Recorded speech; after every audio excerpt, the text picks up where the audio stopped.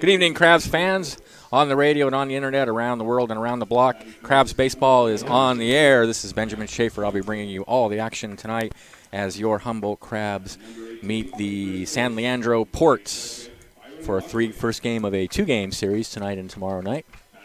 Crabs come into the game with a 2-1 record, having dropped Sunday's game 7-2 to the Bay Area Sliders.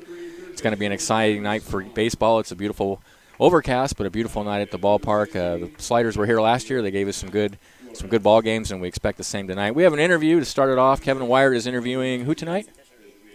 Tyson Fisher. So let's go right to the interview, and then we'll get back to Crabs baseball. All right, I am here with Crabs manager Tyson Fisher. Now, the Crabs dropped a game on Sunday, had a day off yesterday. And Tyson, how did you guys use that day of rest to kind of be able to bounce back and face the San Leandro Ports tonight? Hopefully they took the day off and used it to their advantage. Our guys were up here for a while. Thursday we had the Fan Fest, and then Friday, Saturday, a lot of swings for the position guys, and it's a lot of time on the feet for the pitchers. So, obviously it was a day off that we needed. Sunday we were a little lethargic, which can happen, and hopefully we're able to bounce back today.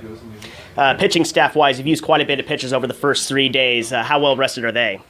The staff should be fine. We got Matthew Hernandez tonight. He's going to go on the hill for us. Junior Davis tomorrow night. Neither one of those guys have gotten on the hill yet. So, we got them, and then we're going to use our bullpen a lot throughout the summer. We got a lot of guys and a lot of guys that are capable. So it's in no stretch for us to look for the bullpen early and take advantage of that. And on Sunday, a little bit of a defensive miscues kind of hurt you guys a bit. How do you guys improve on your defense? I just think the guys need to stay confident. We're letting some guys get some work in positions that they're going to go back in the spring and play for their college teams.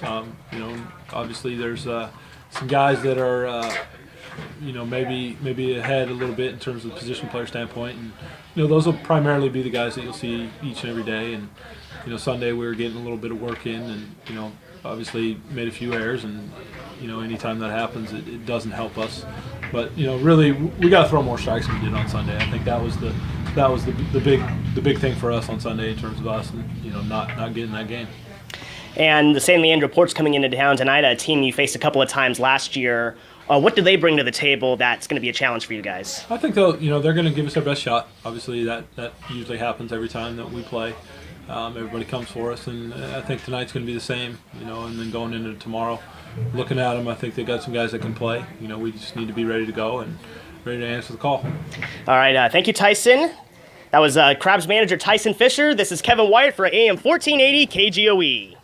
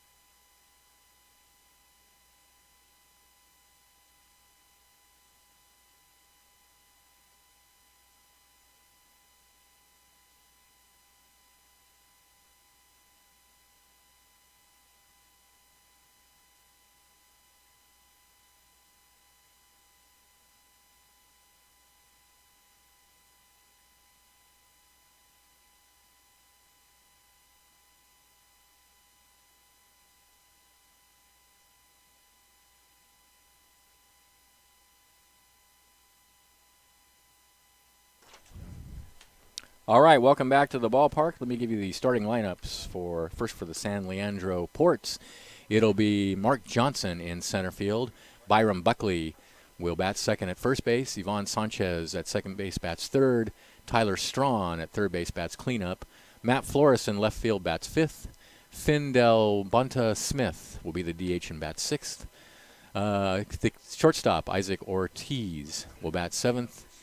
Branson Umbarger, the catcher, will bat eighth. Austin Garcia in right field bats ninth. And on the mound for the Ports, it's Christian Marquez. For your Crabs, Austin White leads off in center field. James Outman will bat second in left field. Newt Johnson at third base bats third. And Jason Newman at first base bats cleanup. Michael Perry will be the shortstop. He'll bat fifth. Jacob Thurber, the catcher, bats sixth. Logan Bush, new to the Crabs today, will be in right field and bat seventh. Brian Pozos at second base bats eighth. Mason Tielander will be the DH and bat ninth. And on the mound, it's Matthew Hernandez, who is a junior now at San Francisco State University. Hometown is Fort Bragg, California. All right, we're ready to go. Here's Mark Johnson. Oh, Mac Johnson, I believe it is, actually.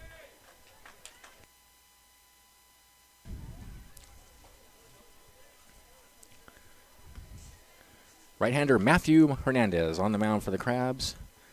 Rocks and deals the first pitch. Fastball down low and inside. It's 1-0. Overcast day, all day in Arcata, Eureka today.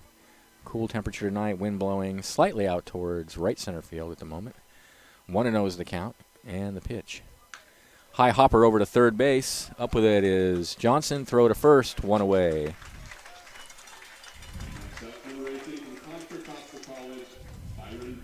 Here's Byron Buckley.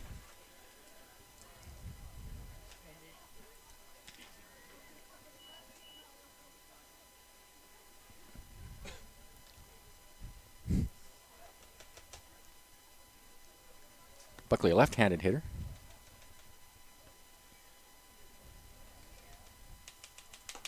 Swing and a miss. It's 0-1.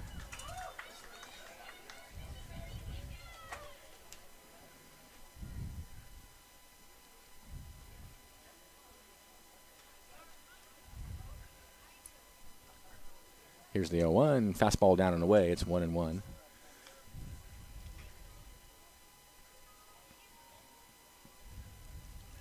Just getting started. One out, nobody on for the Ports.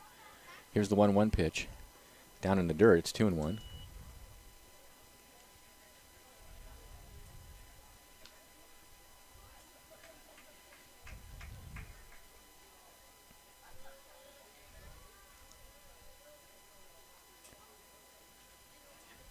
And the 2-1. Fastball on the outside corner of the knees. Good pitch, 2-2.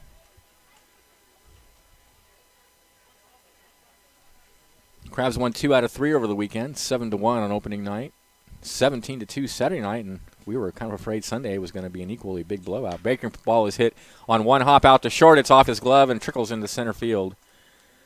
That's going to go as a hit. That was hit very hard on the ground to Perry's left. So we'll call that an infield single. So runner on first was one out. Here's Ivan Sanchez. But as I was saying, so the Crabs won the first 2. And the Saturday night game, a blowout, 17-2. But then the South Bay Sliders came back, got a fine pitching performance on Sunday, and beat the Crabs 7-2. The Crabs are hurt by some fielding miscues, as you heard in the interview. So runner on first now, 1 out. So thus endeth the perfect season for the Crabs. Here's the pitch.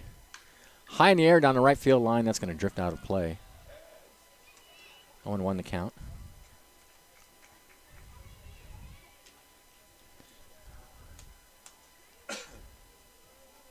Flying solo tonight. Hoax at a John Birch Society meeting.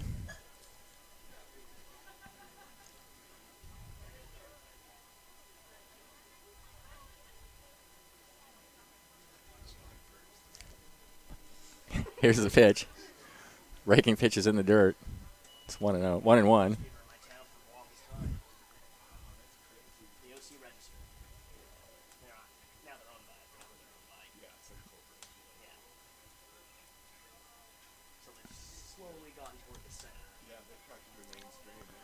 1-1 the count. Runner takes a short lead over first. Here's the pitch. Down in the dirt, 2-1. Orange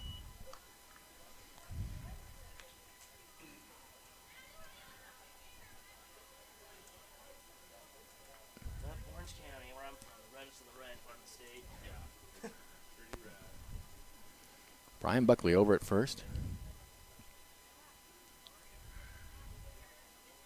2-1 the count. And the pitch. High in the air to center field. Going back on it now is White. Long run. He looks up, and it's gone. That ball just kept drifting. A 2-run home run for Ivan Sanchez, and it's 2-0 in favor of the Ports. That ball looked playable all the way, and even center fielder White was a little bit surprised. I think he started in on it at first, and then turning it just kept drifting. And as I said, the wind is blowing out towards right center, and that ball looked for sure like it was carried out of here. So a 2-run home run makes it 2-0 in favor of the Ports.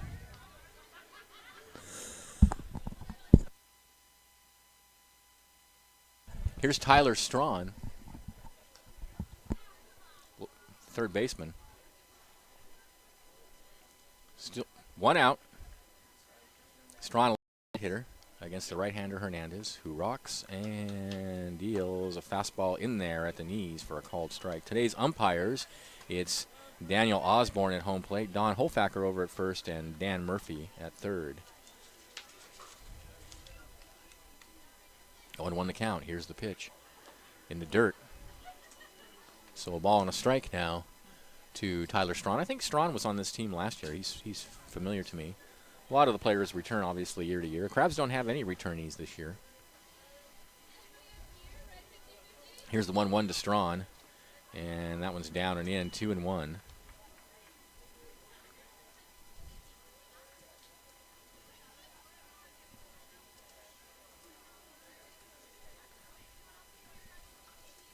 The 2-1 to Strawn. Fastball catches the outside corner. Good pitch. 2-2.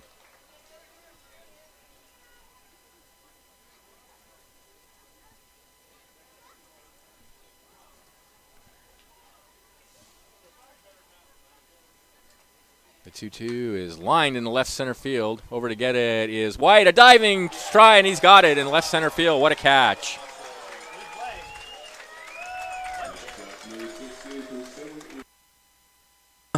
That ball was dying. White on his horse leaves his feet to catch that one just above the grass. So 2 away. Here's Matt Flores, the left fielder. Do you, but don't be afraid to do something. You won't offend me if you don't. And he takes one in the dirt. It's 1-0.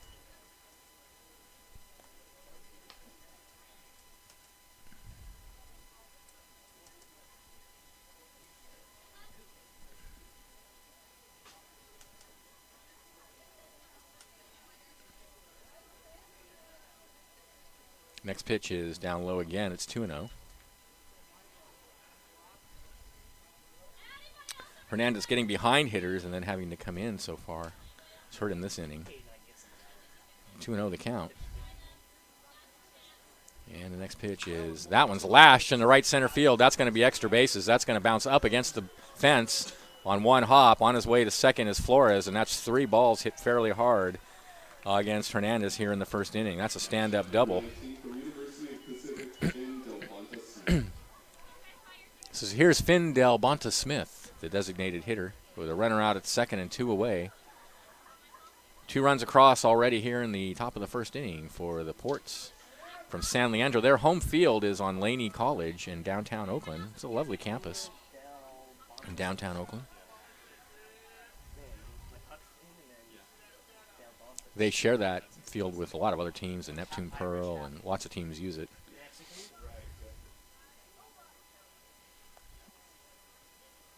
From the set, here's the pitch, and he steps off now and gestures towards second.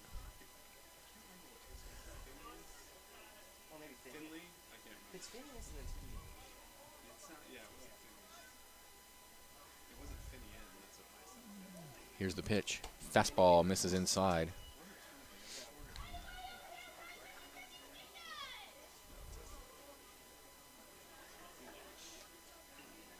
One ball, no strikes is the count. Flores out at second. Here's the pitch. Fastball on the outside corner. Good pitch. And it's 2-1.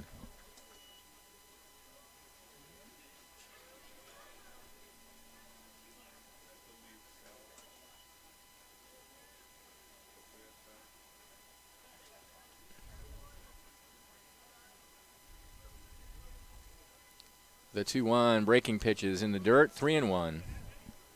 So again, he's behind the hitter, and that has not been good for him this inning so far.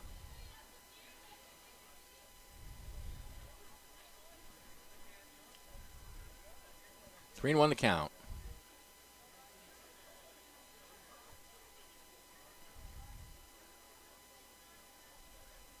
Here's the pitch. In the dirt. Oh, I guess it was 2-1. I thought the count was 3-1, but it's 3-1 now. Okay.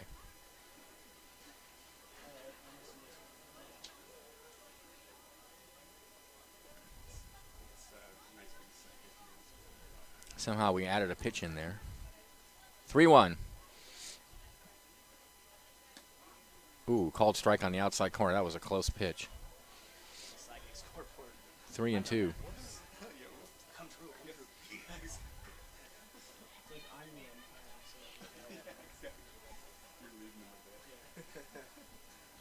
So the count full to Finn Delbonta Smith. Runner out at second, 2 outs. And here comes the pitch, and it's down low and away, ball 4. So he does end up walking him. And that puts runners on first and second with 2 outs for Isaac Ortiz, the shortstop.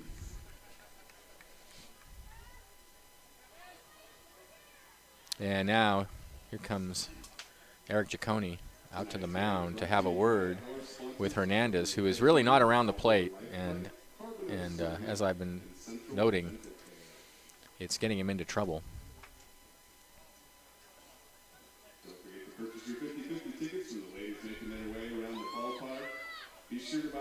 Lots of times young pitchers come to this park and they have some jitters early in the game. I think a lot of these young men, they come here to pitch and they're not used to pitching in front of a large crowd, and maybe they haven't pitched in a while or played in a while because they were in school and had finals, and so it's not uncommon for them to get off to a shaky start in the early innings.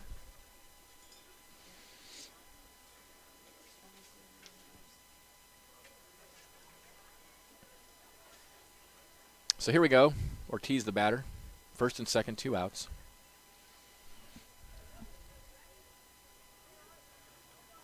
Hernandez sets, looks out at second, and deals. Fastball. Is on the outside corner. A little slow with the call as the home plate umpire there, but right on the black.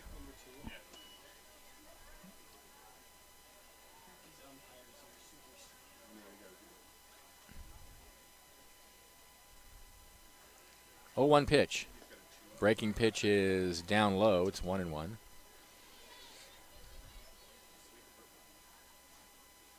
So far, we've seen the fastball and a pretty good curveball from Hernandez.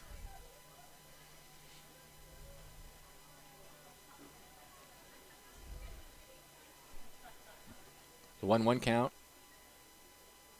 There's the curve again, and it misses away.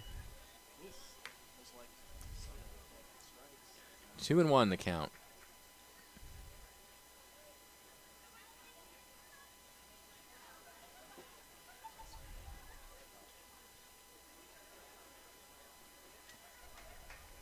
And the pitch.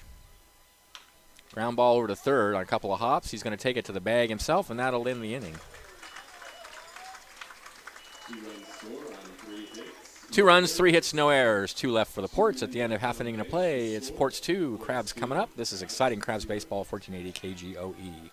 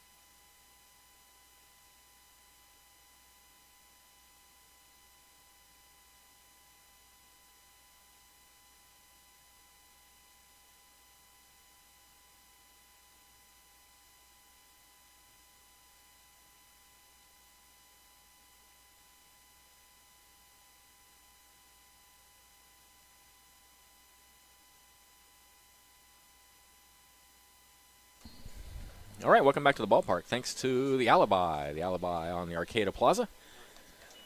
Proud sponsor of Crabs Baseball. Also, California State and Federal Employees Credit Union, member NCUA, California State and Federal Employees Credit Union.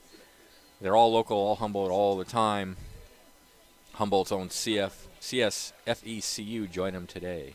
Also, Mad River Brewing Company is proud to support Crabs Baseball. Steelhead Extra Pale Ale is always on tap, so grab one at the ballpark during the game or join them in sunny Blue Lake for a beer and fish and chips or a burger in the beer garden. They're open every day. Bottom of the first inning, Crabs trail 2-0. Christian Marquez on the mound for the Ports. I should set the defense for the Ports. I forgot to do that for the Crabs. I'll do that in the second inning. But for the Ports, it's Christian Marquez on the mound. He's pitching to Branson Umbarger. And Byron Buckley at first, Ivan Sanchez at second, Tyler Strawn at third, and Isaac Ortiz at short. Matt Flores is in left, Mark Johnson in center, and Austin Garcia is in right field. Leading off for the Crabs, it's Austin White. 8 hits and 17 at-bats, 10 total bases, a couple of doubles. Off to a good start. Left-hander against the right-hander White, and he squares to bunt and takes the pitch way outside. It's 1-0.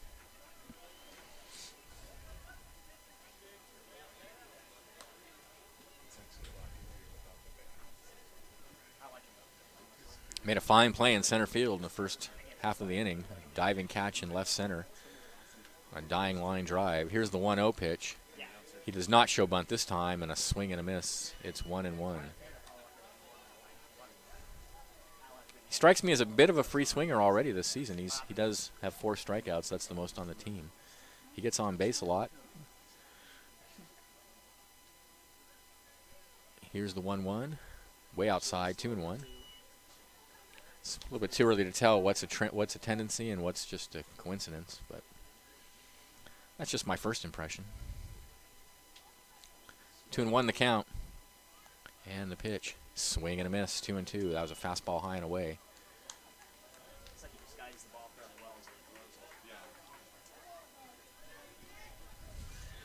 Christian Marquez, left-hander on the mound for the San Leandro Ports. Rocks and deals 2-2.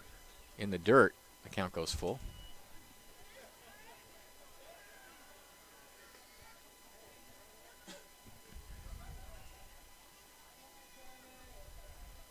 Austin does not have a walk so far this season.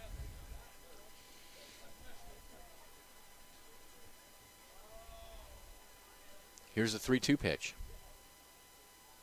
Ooh, way outside, ball 4. So White's aboard to start the first for the Crabs. That's a good way to go. Here's James Outman, the left fielder. Outman, 5 hits and 11 trips. A couple of RBIs. Batting left-handed against the left-hander Marquez.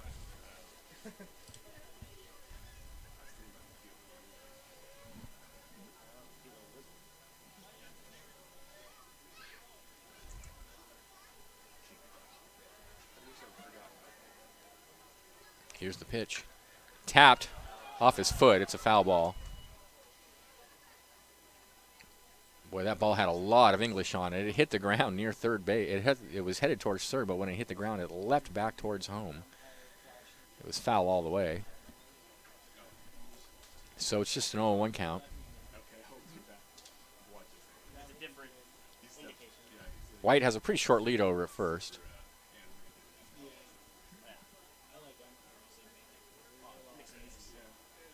Here's the 0-1, and now Marquez goes over there.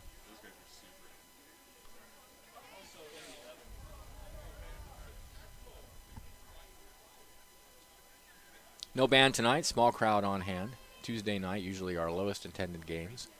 0-1 is grounded out towards second base, should be 2. He tosses to second for 1, back to first, it's not going to be in time. So Outman hits into the fielder's choice. White out 4-6. And with 1 away, here's Newt Johnson. 5 RBIs on the season, a double, 4 hits, and 7 trips. So he's off to a good start for the Crabs. Outman over at first, 1 away.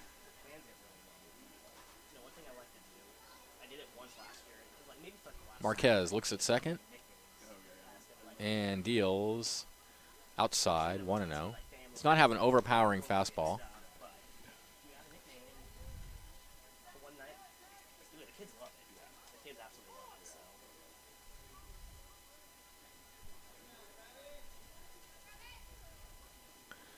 From the set, here's the 1-0. Outside again, 2-0. He's consistently missing outside.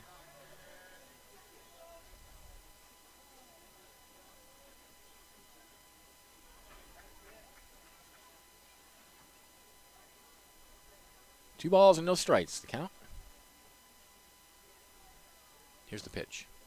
Ooh, swing and a miss. It's 2-1.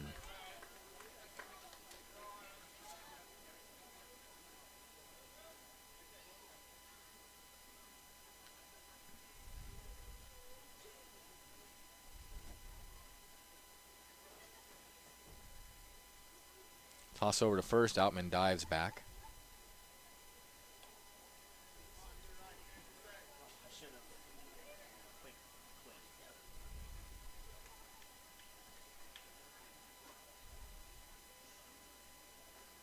The 2-1 misses away, 3-1.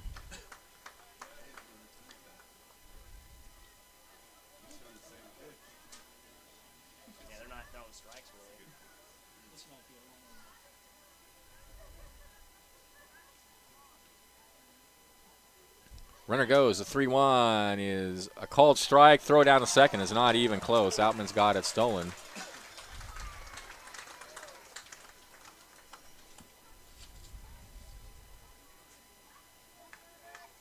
That's his first successful stolen base success this season. So the count full now to Johnson. Here's the pitch. Ground ball out to short. They're going to go to third because the runner was going for some reason. Now they've got him in a rundown, and he's out. And that was a mistake on Outman's part. Never run when the ball's hit in front of you, and Outman is a dead duck, 6'5".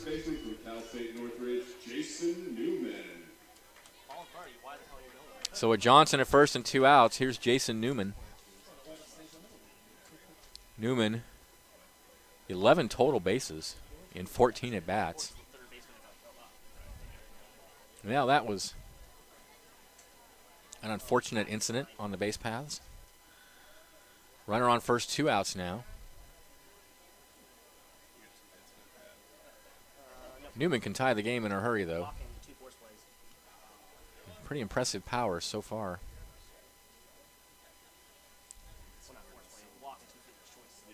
Here's the pitch. Misses high and away. A ball and no strikes, the count.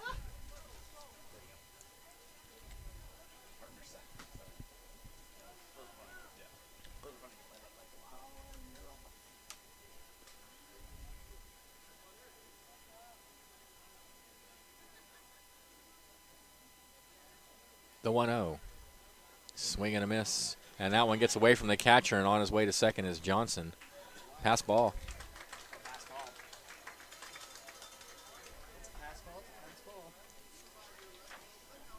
Catcher Umbarger had it in his glove, and it just sort of trickled away from him. I don't think it was in the dirt. At any rate, Johnson's at second with 2 away. And the count 1-1 to Newman.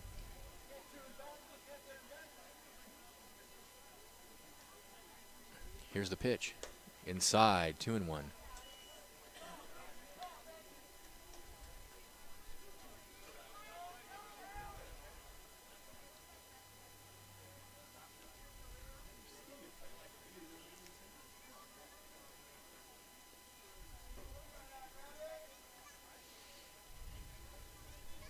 Marquez shakes off a couple of signs. Now he's ready. And from the set, he comes home. Breaking pitch. Oh, is a called strike on the outside corner. Seriously, 2-2 the count.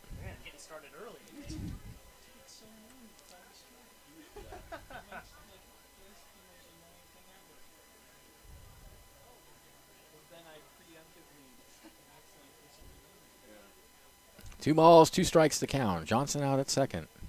Crabs trailing 2-0. Here's the pitch. Called. Strike 3 on the outside corner. And that'll be all for Newman, and that'll be all for the Crabs here in the bottom of the first. No runs, no hits, no errors. A runner left at the end of 1 inning of play. It's 2-0 in favor of the San Leandro Ports. This is exciting Crabs baseball, 1480 KGOE.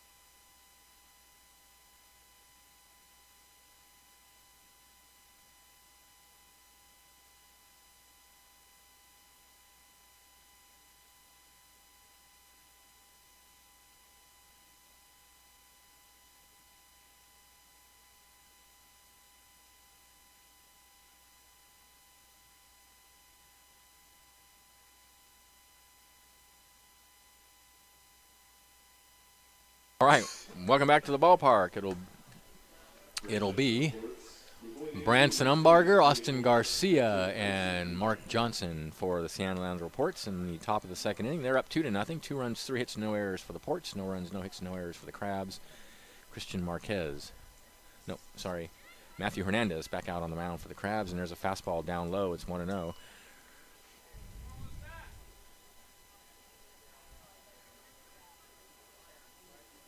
Wind picking up now and blowing fairly briskly out towards center field. There's a high fly ball. It's drifting towards the first base foul area, and it's going to drift into the stands.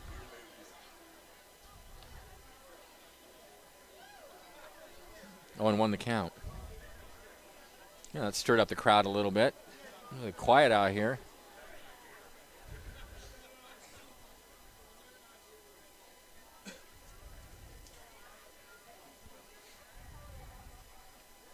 So a ball and a strike now is the count. Here's the pitch. Lined in the center field for a base hit. So Umbarger aboard with nobody out here in the top of the second. That ball was up in the zone and right over the heart of the plate, and Umbarger just lined it right over second base. Here's Garcia, the right fielder.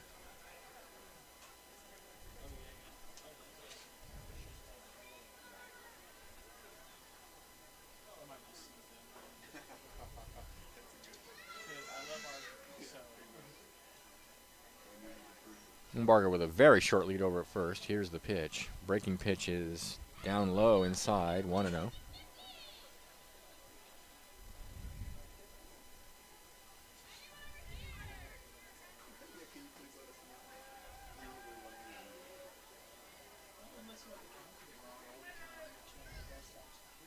The 1-0 is in the dirt, nicely blocked by Jacob Thurber. Oh, set the Crabs defensively. It's Hernandez on the mound. Jacob Thurber's catching. Jason Newman at first, Brian Pozos at second, Michael Perry at short, and Newt Johnson at third. James Outman is in left, Austin White is in center, and Logan Bush, who just joined the team, is in right field. 2-0 pitch in the dirt. It's 3-0. So Hernandez having trouble finding home plate.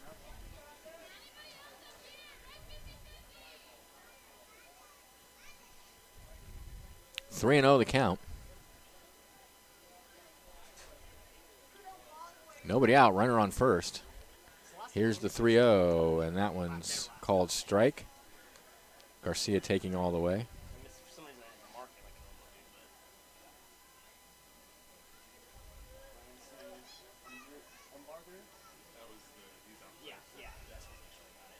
Here's the 3-1. Foul tipped up against the backstop.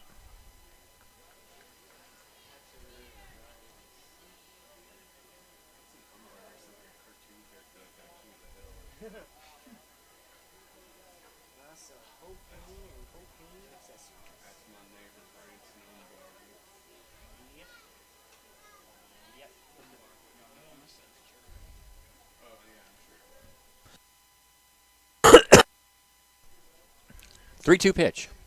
Ground ball in the hole on the left side and through for a base hit. So now the Port's got something going here in the second inning. Runners on first and second, nobody out. We're back to the top of the order.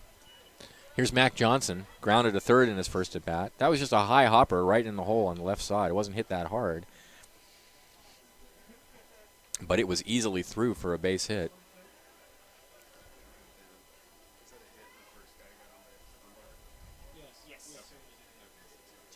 So Umbarger out at second, Garcia at first. Here's Johnson. Hernandez from the set, looks out at second, and deals. He bunts it down the third base line. It's a beauty. And, Hernandez fields and throws it away down the right field line. One run is in, another runner's in. Now that ball gets away as it goes to second, and another run's going to score. And it's the Follies out here at the ballpark for the Crabs. So that'll be an infield hit and an error on the pitcher, Hernandez, over the field. It was a beautiful bunt, but Hernandez just threw it into right field. And then an error on first baseman Newman on the throw to second base. And no RBI on the play.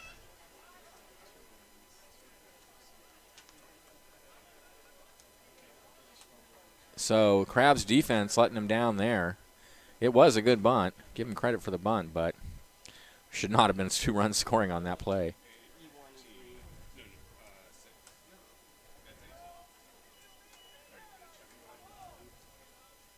So he's all the way over at third now is Johnson with still nobody out. And here's the first pitch to Buckley, and it's in there for a called strike.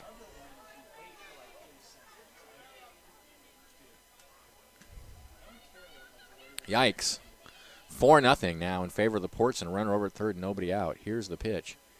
That one's hit high in the air down the left field line, drifting towards the Crabs bullpen. Outman on the run, slides and makes a spectacular catch in the bullpen. That's going to score the run, but what a catch out in left field by James Outman after a long run, sliding into the bullpen area. So give a sacrifice fly to Buckley.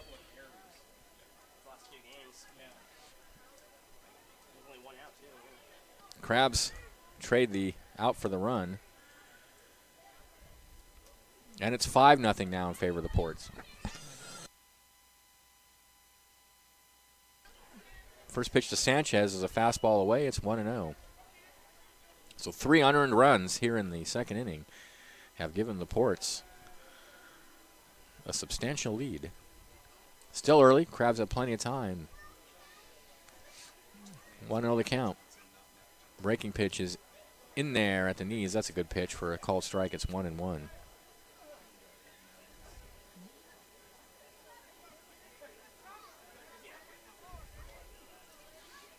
The 1-1 breaking pitch is in there again.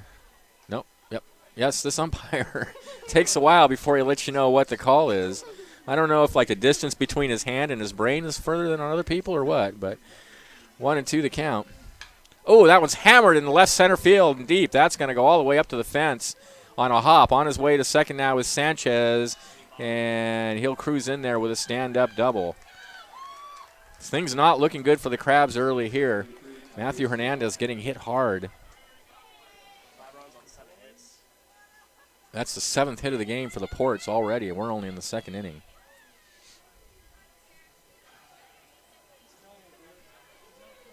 So now the whole Crabs infield, except for, well, not the whole infield, but anyway, some of the Crabs infield is standing out on the mound now, having a word with Hernandez. Tyler Strawn will be the hitter. Can we have the lights, please? Water containers can be filled between the concession stand and right field. And a big thank you to Alchemy Distillery for the water filtration. And now here comes Tyson Fisher. We have a right-hander warming up in the Crabs bullpen, and Fisher is going to go to the pen. That's going to be it for Hernandez. So not the kind of start he was hoping to have, that's for sure. For Matthew Hernandez, only 1 1/3 innings pitched, 7 hits, 5 runs, 3 of which were unearned, but the unearned runs were his fault as well because of the throwing error on the bunt.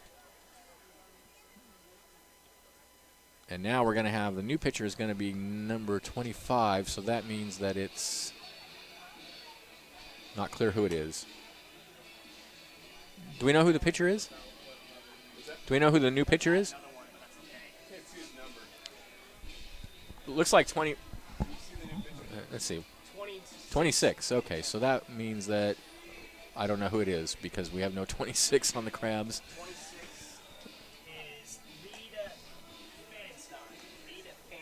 Fanenstein.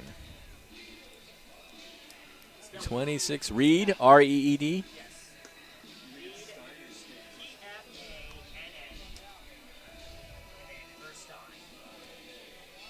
Okay, so it's Reed Fanenstein. Let me give you some details on Reed. This is his first appearance, obviously, for the Crabs.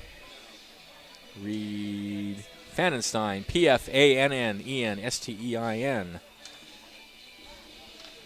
Reed is from North Dakota State University. His hometown is Cold Springs, Minnesota. He's 6'4", 210, and appeared in 12 games with 10 starts for NDSU and compiled a 7.42 ERA with a 1-6 record. He's a right-handed pitcher, and as he takes his warm-up pitches, let's thank a few of our sponsors. Thanks to Harper Ford. Harper Motors is proud to be one of America's oldest automobile dealerships, established in 1912. They are a true family business. Serving the North Coast for over 100 years, with every Crabs home run, Harbor Ford will donate $50 to District 26 Little League, so go Crabs go.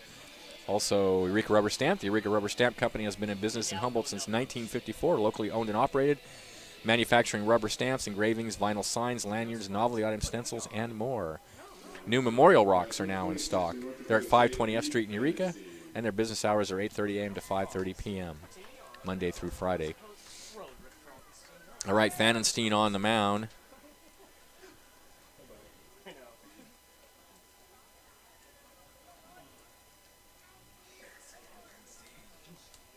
And here's Strawn, and he promptly hits one down the left field line in the air. Outman on the run near the wall. Another sliding catch by James Outman. Another great catch in left field.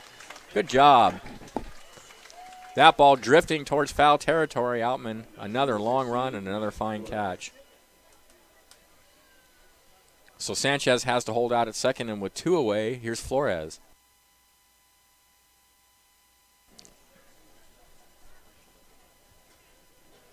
Flores doubled in his first at bat. 5-0 in favor of the Ports. We're only in the top of the second inning. Fanenstein, the second pitcher of the night. He sets and deals a breaking pitch right down the middle for a called strike.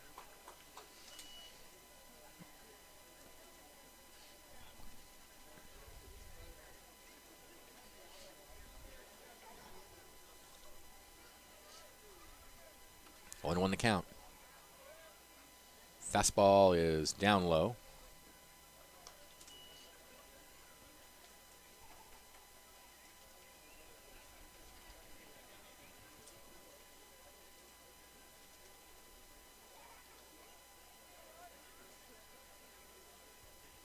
The 1-1 fastball away, 2-1.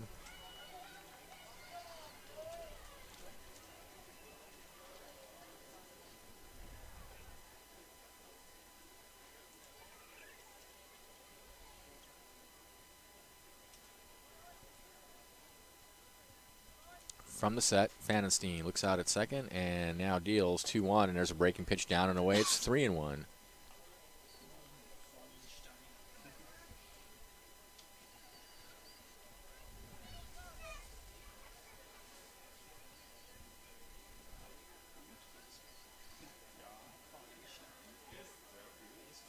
Three-one pitch.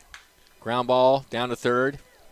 Picked up by Johnson. Long throw to first on one hop, and it's in time for out number 3. Nice play. But the Ports get 3 runs on 4 hits. There were a couple of errors and 1 left, and at the end of an inning and a half, it's 5-0 in favor of the Ports. This is sloppy Crabs baseball, 1480 KGOE.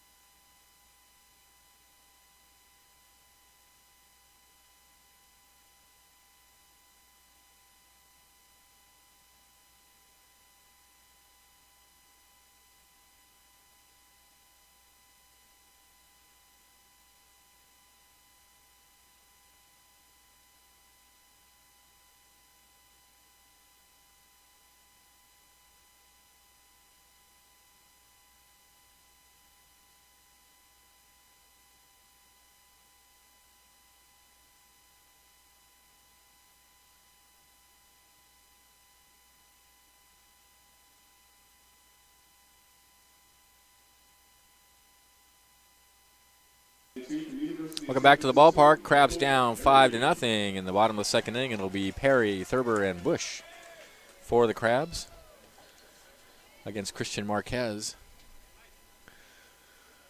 who has to feel lucky to have a 5-run lead in the second inning.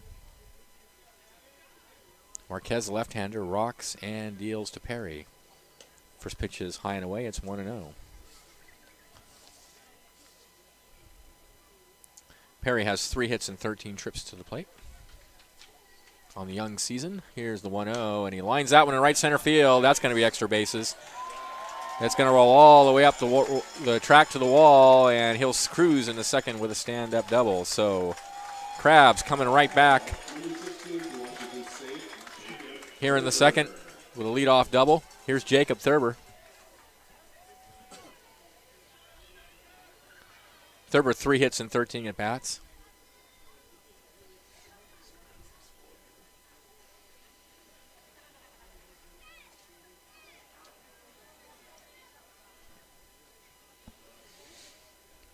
Left-handed hitter against the left-hander Marquez.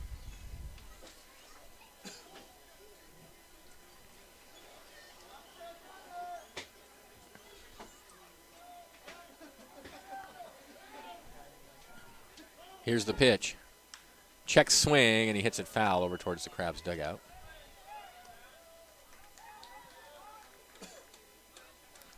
Marquez does not have a great fastball. If the Crabs can get their timing down on his other stuff, I think they can score off him.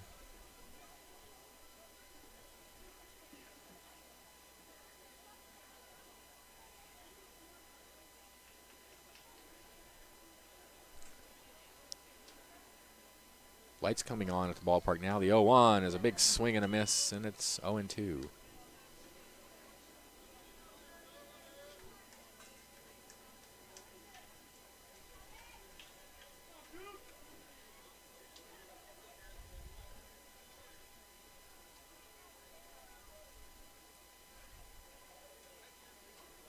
Look out at second. And Marquez comes home 0-2, and that's hit high in the air in the right field. That's going to be caught by the right fielder. And on his way to third is Perry. That ball was not hit as hard as it looked like it was hit off the bat. Number 27 from North Dakota State University, Logan Bush. So here's Logan Bush, who makes his first appearance as a member of the Crabs. Logan Bush is a student at North Dakota State University, just finished his sophomore season. He's from Inner Grove Heights, Minnesota. Batted .339 with 30 runs scored in 39 games. Left-handed hitter. Here's the pitch, and he looks at a strike.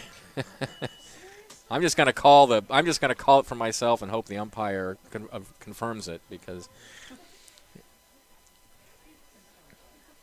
0-1 the count. Breaking pitch misses high, 1-1. Daniel Osborne.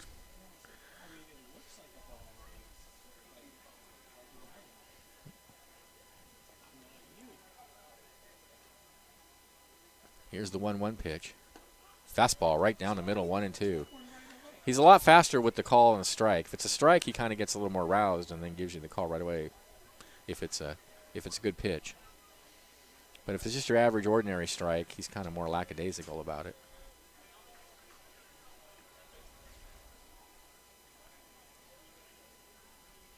One-two pitch. Ooh, just misses outside. 2-2. That was a close pitch and a good take by Bush. Perry over at third, 1 out. Crabs down 5-0. 2-2 the count. And that one misses down and away, and the count goes full. Another good take.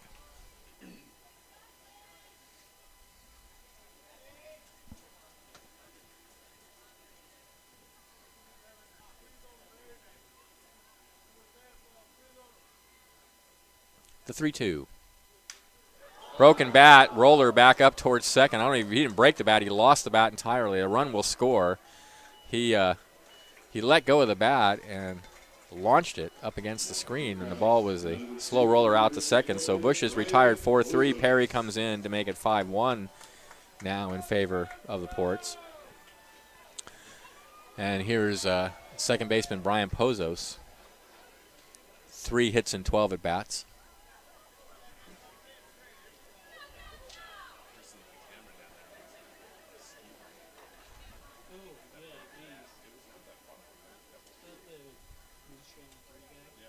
Here's the pitch.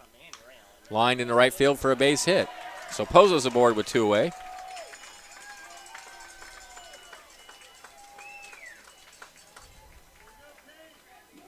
Number 10 from Lassen Community College, Mason Thielander. Here's Mason Thielander, the DH.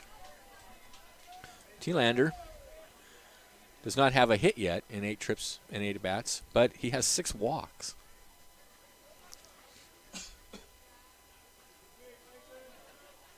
Might want to think about putting him near the top of the order. Pozos with a good lead over at first. Here's the pitch, and he takes on the outside corner for a called strike.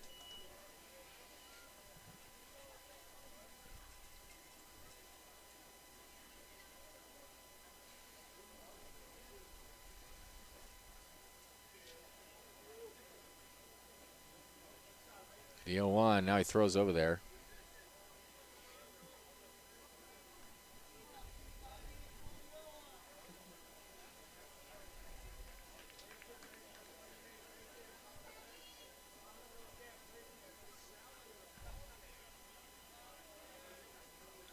Another throw, and they got him picked off. Yikes.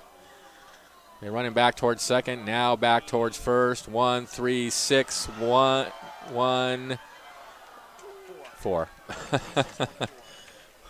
1, 3, 6, 1, 4. Pozos is picked off, and that'll end it for the Crabs. They get a run, though, on a hit. There were no errors and nobody left, and at the end of 2, it's 5-1 in favor of the Ports. This is Crabs Baseball, 1480 KGOE.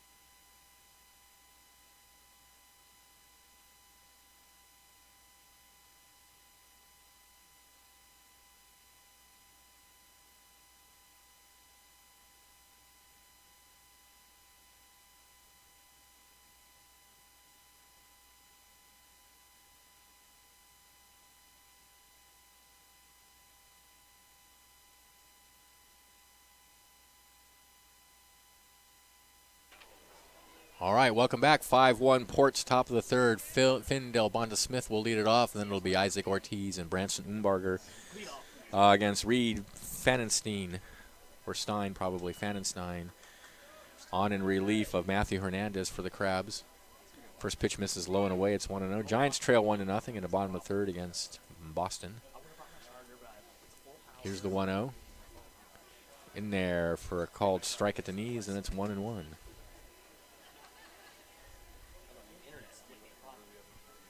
Smith walked in his first appearance. Fannenstein rocks and deals. There's a breaking pitch away, 2-1.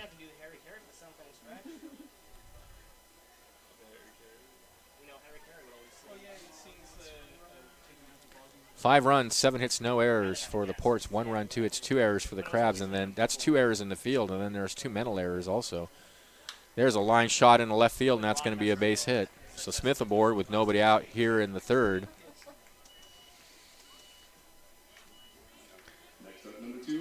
Crabs have had a runner picked off on the bases, another runner thrown out at third with less than 2 outs on a ground ball on the left side. And 2 big errors on 1 play, last inning in the field. So Crabs have hurt themselves so far tonight, and they're paying for it, 5-1. So Smith over at first, nobody out. Here's Ortiz, the shortstop, grounded into a fielder's choice in his first at bat. Pannenstein sets, looks at first, and throws a breaking pitch in there for a called strike.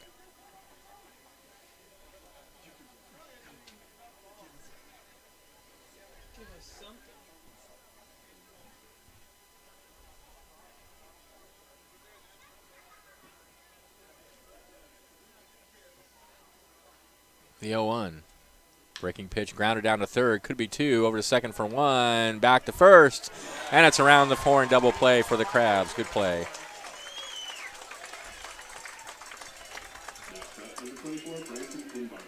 So quickly 2 outs here in the third, and here is Branson Umbarger.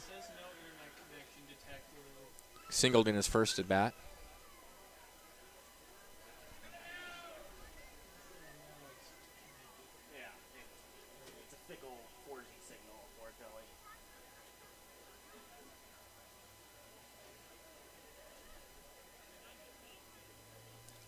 Pannenstein into the windup, and the first pitch is a breaking pitch on the outside corner for a called strike.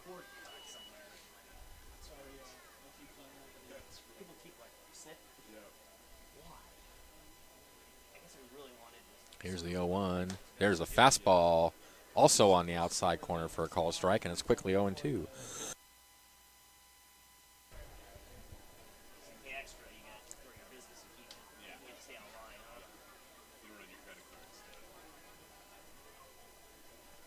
The 1-2.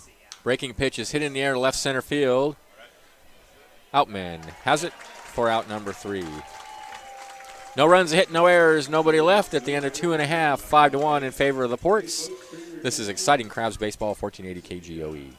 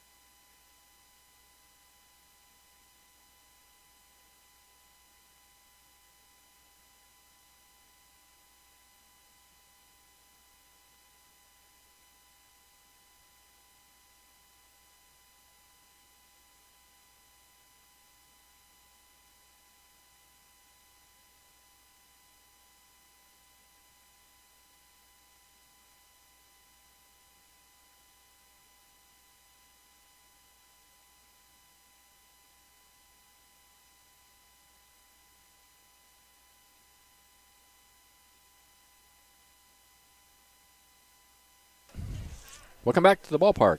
Thanks to Patty Stokeham, Remax Realty, Crabs sponsor and supporter for more than 20 years. Patty has been selling real estate for just as long. She'll handle all the legwork for you and cover all the bases. Give her a call today at 496-3295 or find her on Myrtle Avenue in Eureka. Also, True Motion Fitness, a unique approach to movement health, focused on building a stronger, balanced, and stable you so that you can move through life and desired activities with greater enjoyment and efficiency.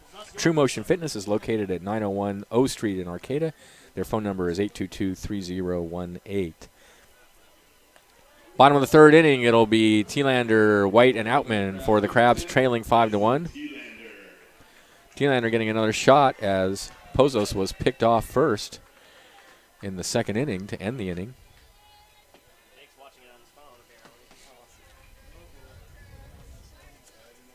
Christian Marquez on the mound for the San Leandro Ports. These two teams will meet again tomorrow night at 7 o'clock. Here's the pitch. He squares to bunt and takes the pitch on the inside corner for a called strike.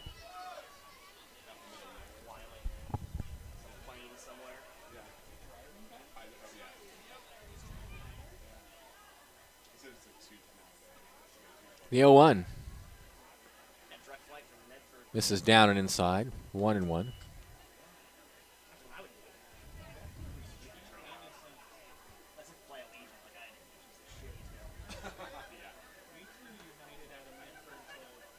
Here's the 1-1 in the dirt and all the way to the backstop. It's 2-1. After Thielander, we'll go back to the top of the order. Austin White. Then James Outman.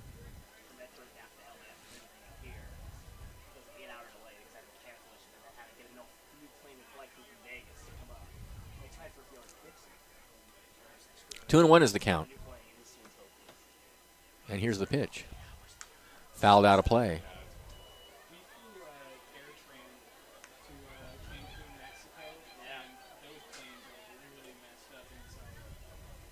Southwest, hopefully they got a little better. 2 balls and 2 strikes. The count to Mason Thielander. Here's the pitch. Fouled up against the backstop.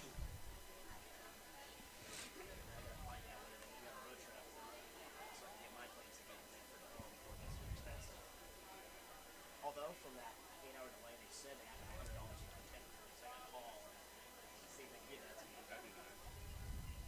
Go from $1.75 to $75. Marquez rocks and deals 2-2. Misses high and outside. 3-2.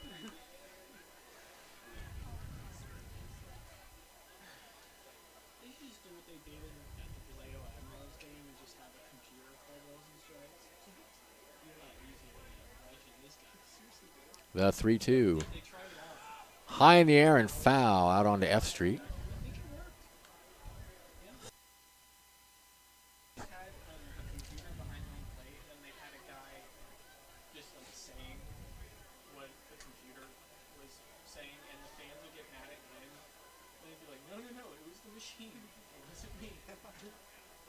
Marquez shakes off a sign. Now he rocks and comes home 3-2. Swing and a miss. Foul tipped, and that'll be all for Thielander. 1 away. Here's Austin White. Walked in his first appearance.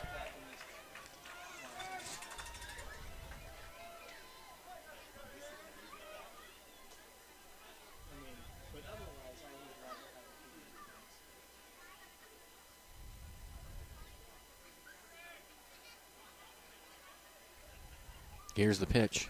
Ooh, breaking pitch on the outside corner. That was a good pitch. Taken for a called strike.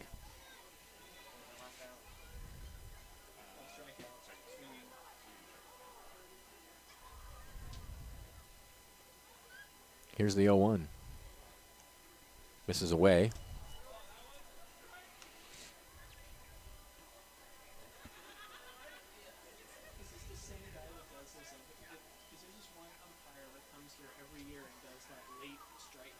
Here's the 1-1. Swing and a miss. 1-2 now to White. That was pitch in the dirt. Nearly in the dirt.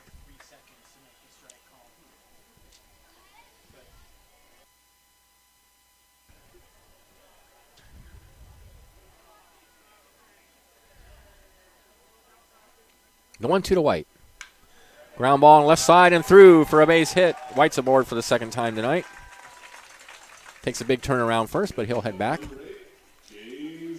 And that'll bring James Outman to the bat. Outman hit into a fielder's choice in his first appearance.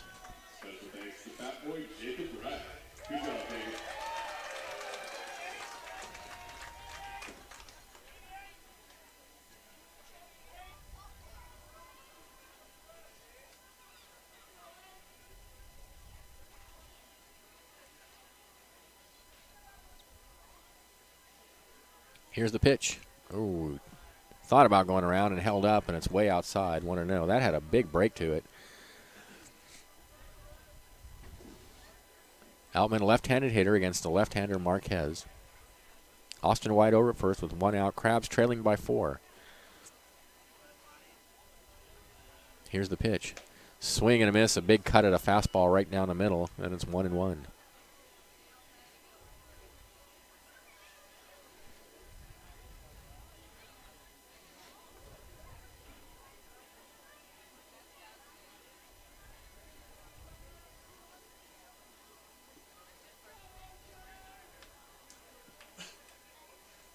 Throw to first. White's back.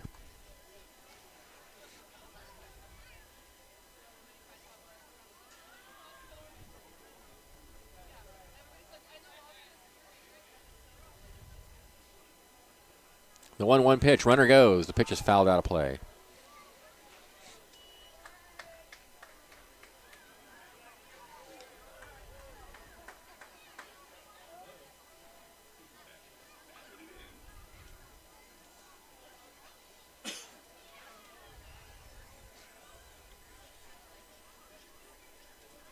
So 1-2 to Outman.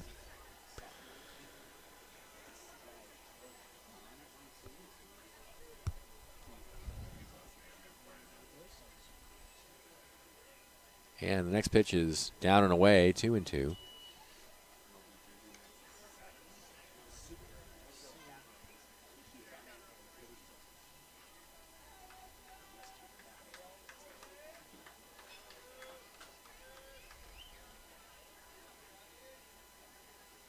The 2-2, swing and a miss, throw back to first, and White slides back, and that'll be all for Outman.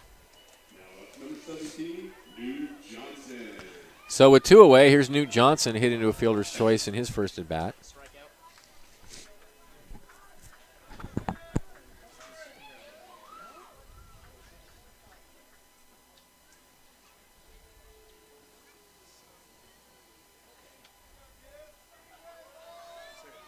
White still over at first. Marquez sets, looks at first, and deals to Johnson, who fouls it out of play.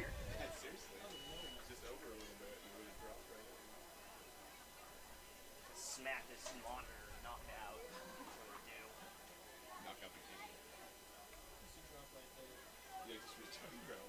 First thing I did to fix off Matrix Athletics was when I was doing a game, the volleyball smacked right here, right? Like, you guys gotta fix this.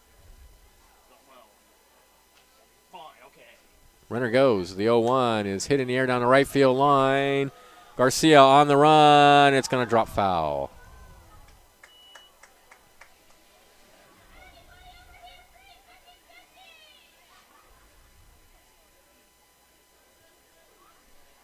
So now the count's 0-2 to Johnson. And Marquez a pitch away from striking out the side.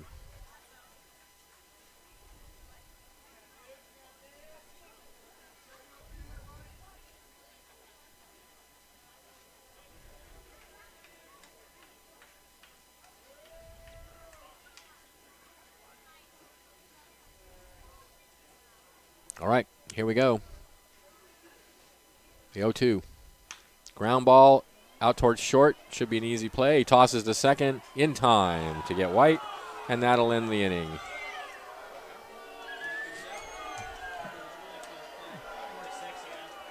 No runs, 1 hit, no errors, a runner left. Crabs fans not happy with the call at second, but I think they got him easily. And at the end of 3 innings of play, it's 5-1 in favor of the Ports. This is Crabs Baseball, 1480 KGOE.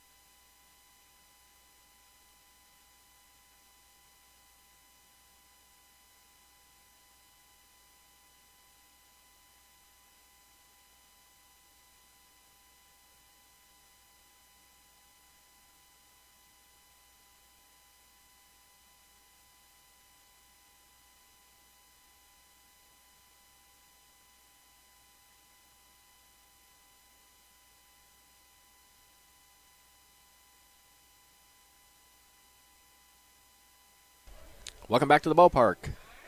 Top of the 4th inning, 5-1 in favor of the San Leandro Ports. It'll be Garcia, Johnson, and Buckley for the Ports. Reed Fanenstein out for his 3rd inning of work, and the first pitch is a breaking pitch taken low, 1-0. 5 runs, 8 hits, no errors for the Ports. 1 run, 3 hits, 2 errors for the Crabs. Fastball is lashed foul past the third base coaching box.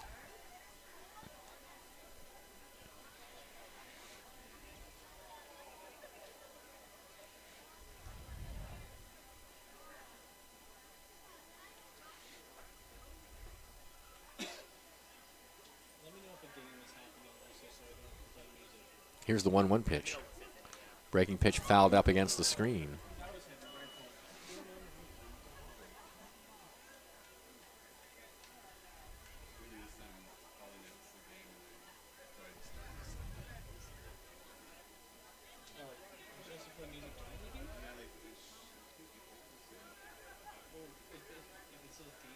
Fannenstein rocks and deals 1-2.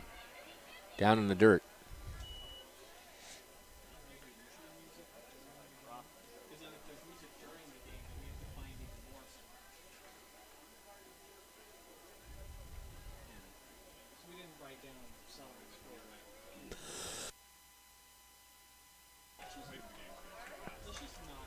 The 2-2 pitch. Foul tip, strike 3. Got him to chase a slider out of the zone. And that'll be all for Garcia. That's the first strikeout of the night for any of the Crabs pitchers, for either of the Crabs pitchers. And with one away, we'll go back to the top of the order. Here's Mac Johnson. Has singled and grounded out to third.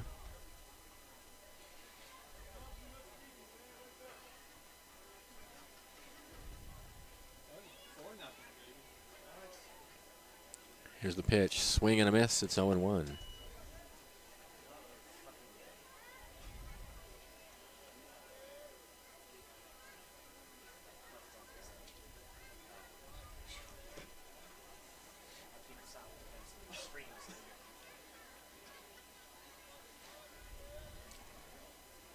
The 0-1.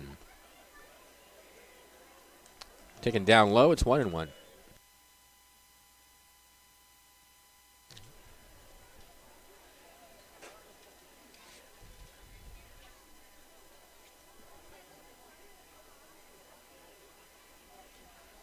The next pitch is a fastball taken for a strike on the outside corner. Now it's a ball and 2 strikes to Mac Johnson with 1 out, nobody on in the top of the 4th for the Ports. The 1-2 breaking pitch is a high hopper down towards short on a few hops. On the run is Perry. Throw to first. Not in time. It was a slow hopper, and Johnson hustling down the line beat it out by half a step. So that's an infield hit for Johnson. A nice stretch by Newman, but not enough to get the runner at first. Here comes, I guess that's Tyson Fisher out to have a word with Don Holfacker over at first. Might be a question about Don's judgment on that call. I don't think Tyson's very happy about it. Doesn't look like he's very happy. Well, he's had his say, and no, not quite. Now he goes back. Now he's pointing at the bag, yes. And now he's hat tip to hat tip with Don, and now it's getting a little more animated. And yeah.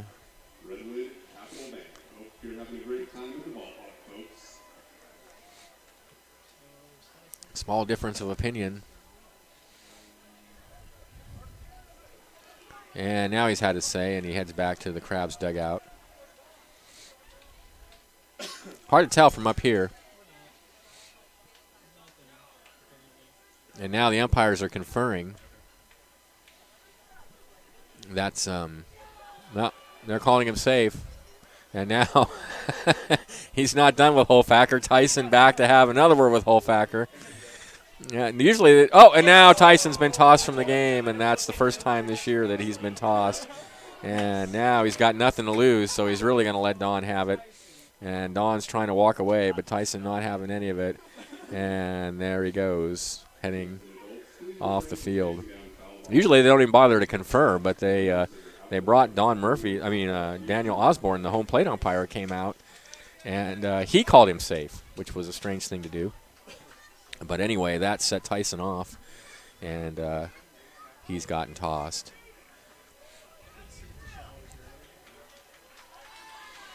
All right.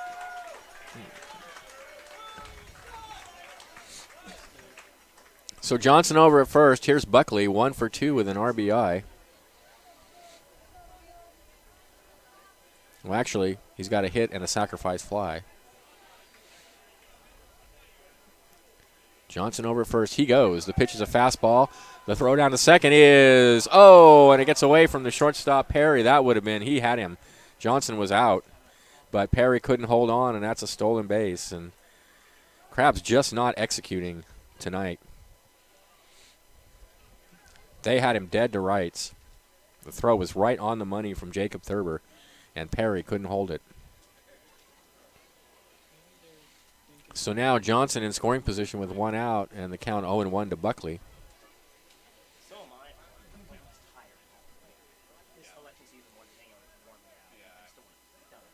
Here's the 0-1 in the dirt. Throw back down to second behind the runner, and he gets back in time.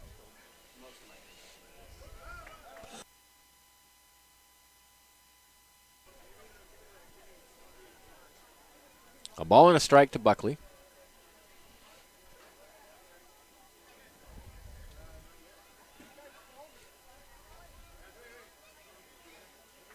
Here's the pitch. Breaking pitch catches the outside corner. Nice pitch, and it's a ball and 2 strikes.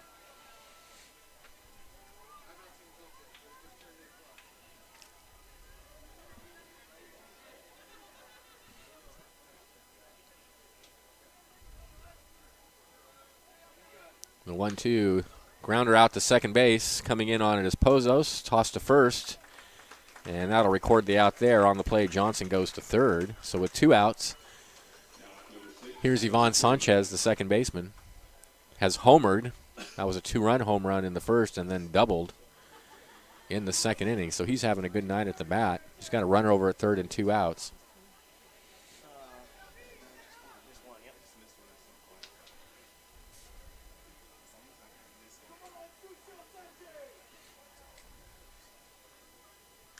And that's foul tipped. 0-1.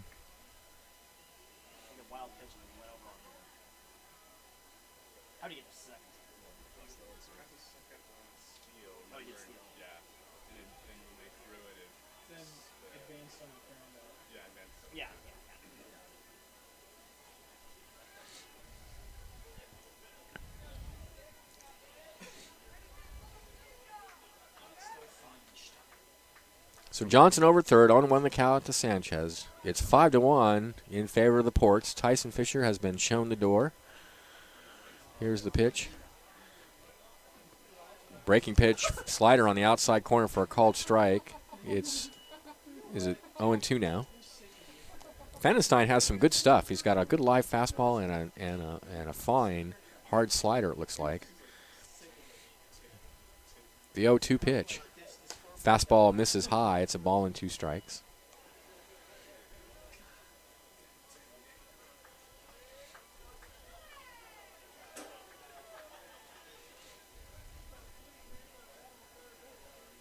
Here's the 1-2.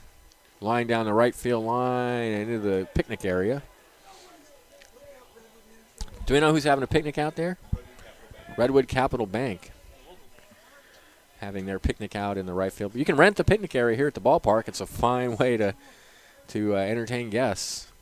The white field line, big picnic area, great view of the ball game. The ball and 2 strikes is the count now. Johnson over third. Here's the pitch, and that one's in the dirt. 2-2. I'd say we got about 450 people, 500 people here tonight. Not bad for a Tuesday night. We got some action in the Crabs bullpen. A right-hander is warming out there. Meanwhile, it's 2-2 with 2 outs. And the pitch. Ooh, he tried to hold up. Did he? No, he did not, says Don Holmfacker, and that'll be all for Sanchez. No runs, a hit, no errors, a runner left at the end of 3.5. 5-1 in favor of the Ports. This is contentious. Crabs baseball, 1480 KGOE.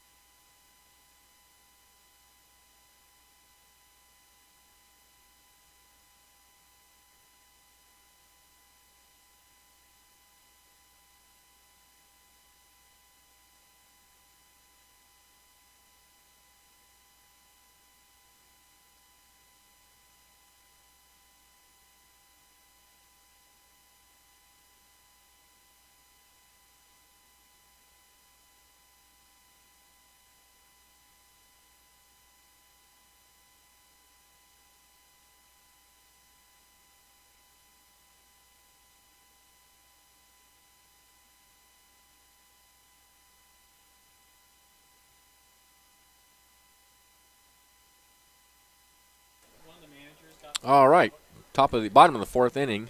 Crabs trailing 5-1. It'll be Newman, Perry, and Thurber, the heart of the order, for the Crabs against Christian Marquez, left-handed pitcher for the San Leandro Ports. And the first pitch from Marquez to Newman is a fastball down and away. It's 1-0. Newman caught looking in his first at bat. Marquez has 3 strikeouts today.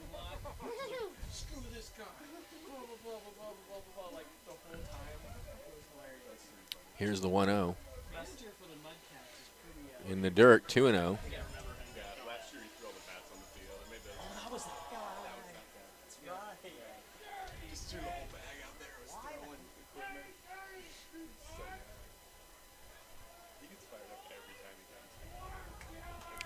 Two and 0 the count to Newman. Crabs need base runners. Here's the pitch. Down and away, 3-0.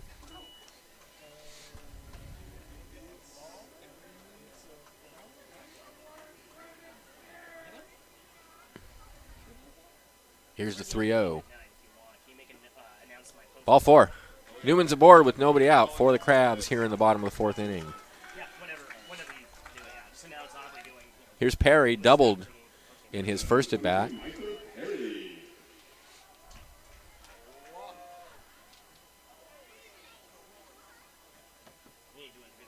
Ended up scoring the Crabs' only run on a ground out by Bush. Newman over at first, nobody out. Not likely to go anywhere. He's got a short lead. There's the breaking pitch. Catches the outside corner for a called strike.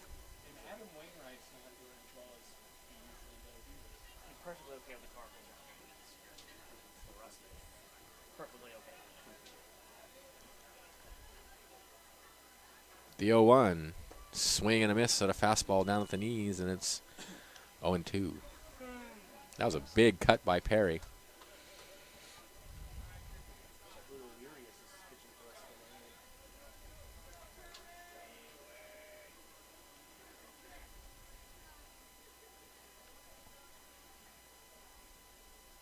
Here's the 0-2. Way outside, and it's 1-2. I remember one time Eric Takona got ejected and we saw him like with a beer in the stands and everything. That's awesome. Didn't you see the manager or somebody having a beer in the stands after they got tossed? Yeah, I'm pretty sure it was. Yeah. Here's the 1-2. Popped high in the air to right field. Playable. Garcia under it and has it for out number 1. Now up number 16, Jacob Thurber. Here's Jacob Thurber. Line to right in his first at bat. Newman still over at first with 1 out now.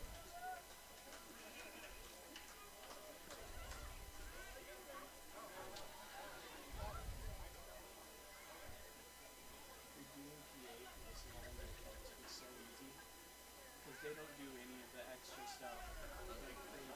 They just do the game. In the national anthem and stuff. Here's the pitch.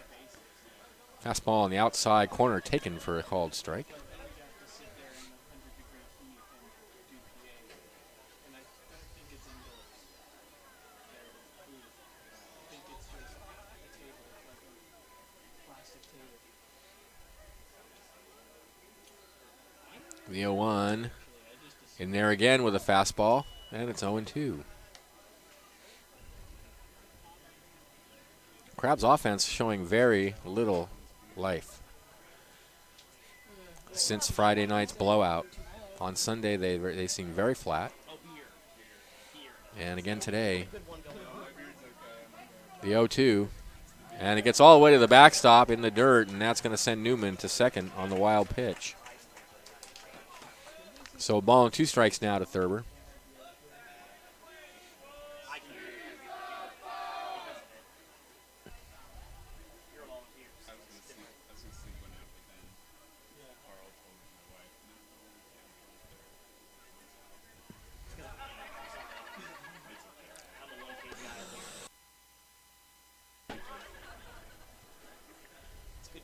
Marquez looks in to get the sign. Now he sets.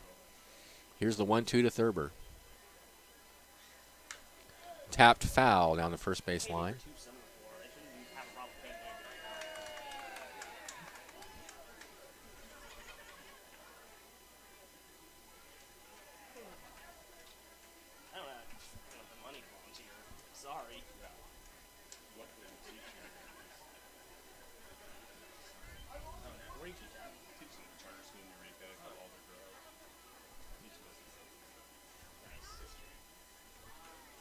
1-2 is the count.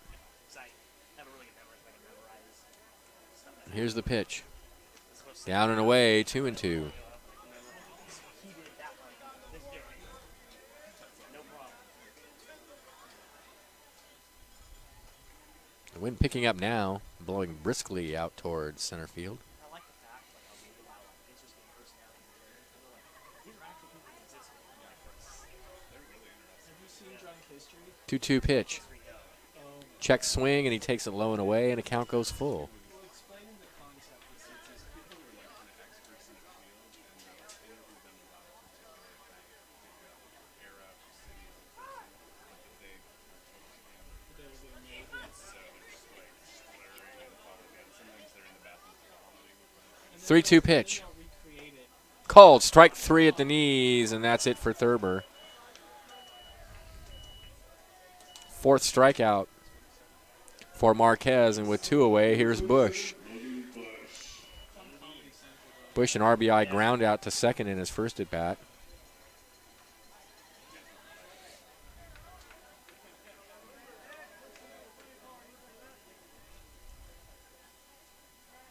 Since I see a lot of history of it and stuff, I'm like, I wish people are more people learn Newman out at second, 2 away. having it again. Here's the pitch. Way outside, it's 1-0. Learn from our Marquez having an interesting night. He's getting behind hitters. He's missing a lot, but then he comes in with a great fastball, breaking pitch right at the knees. He's gotten the good pitches when he's needed them. That's for sure. 1-0 the count to Bush. Here's the pitch. That one's in the dirt. 2-0. And he's got the Crabs down 5-1. it was a walk case. Made it to second, however.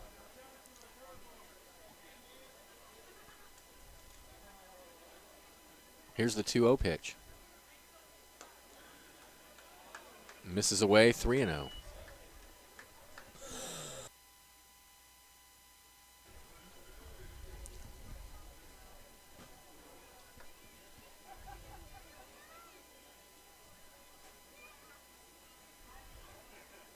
.30 in there for a called strike. Bush taking all the way.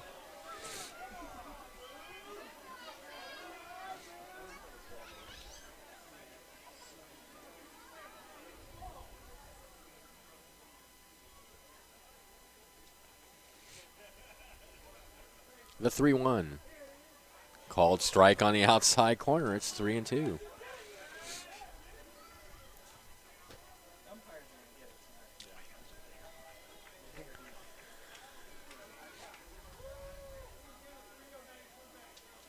Three and 2 the count. Newman out at second, 2 away. And the pitch. Grounded foul past for third base.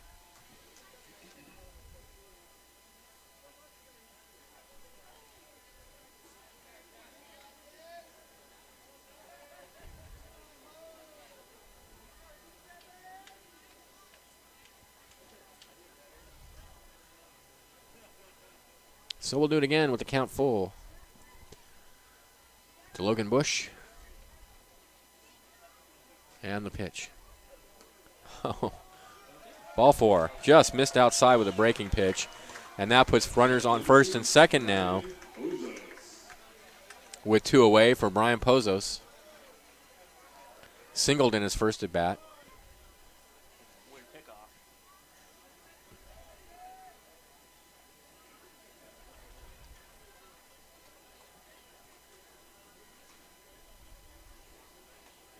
Newman out at second. Bush over at first. Here's the pitch. Fouled up against the screen. No one has hit the ball hard against Marquez except for Perry, who doubled back in the second.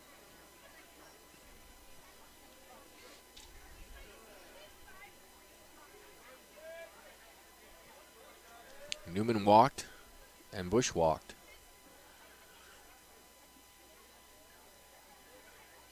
Here in the fourth. Here's the 0-1. in there for a called strike in the knees, and he's ahead of Pozos quickly, 0-2.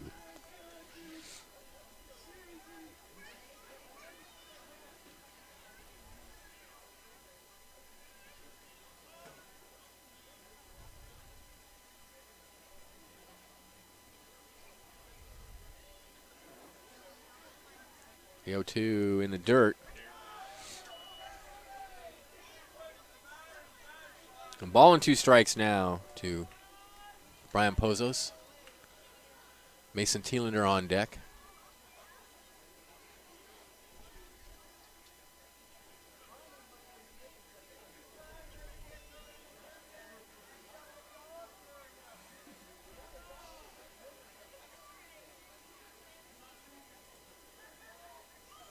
The 1-2. Ground ball back up the middle, fielded by the shortstop. He tosses to second, who falls down on the bag, but that'll do it for the Crabs. Bush retired 6-4. No runs, no hits, no errors, 2 left, and at the end of 4, it's 5-1 in favor of the Ports. This is Crabs Baseball, 1480 KGOE.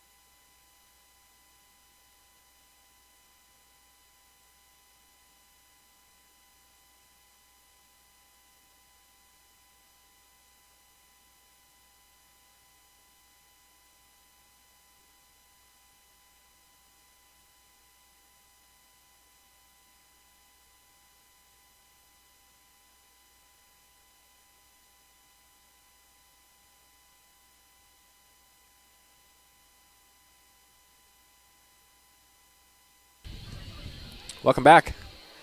Top of the 5th inning with the Ports up 5-1. Thanks to North Coast Audiology, always working to provide their patients with the best possible care. Their contact Julie Kelly, audiologist at 2818 Harris Street, Eureka, at 443-4503. On Flores and Smith for the Ports in the 5th inning against Reed Fanenstein. It's still Fanenstein, isn't it? Yeah. And the first pitch is a fastball fouled out of play. It's 0-1.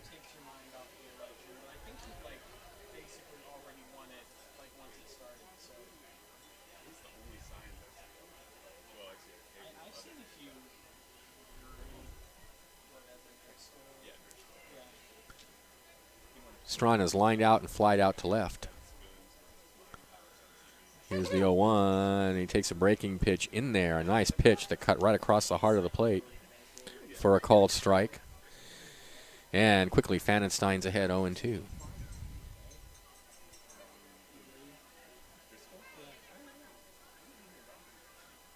Here's the 0-2.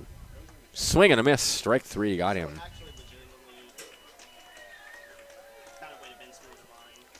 Third strikeout for Fanenstein.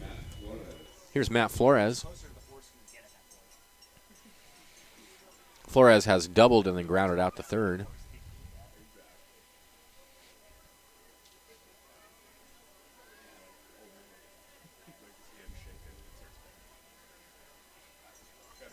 Here's the pitch. Breaking pitch in there for a called strike. At the knees, 0-1. Fanenstein, fine location with that breaking pitch. And he has settled in since coming in the 2nd inning. Here's the 0-1. Fastball fouled out of play. So now he's ahead of Flores, 0-2.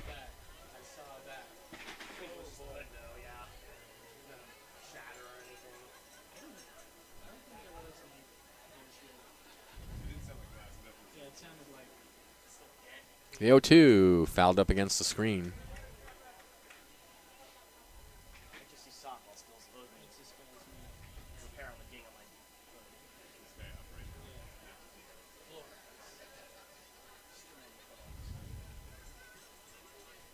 Take it out of the salary.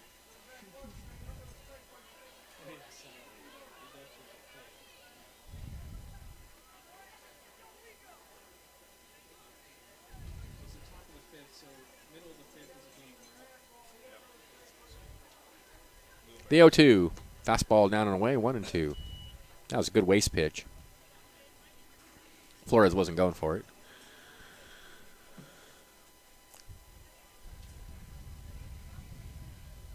One out, nobody on. Top of the fifth, 5-1 in favor of the Ports. Here's the 1-2. Breaking pitches line into the right field for a base hit. Pozos tried to leap for it, but was right over his head.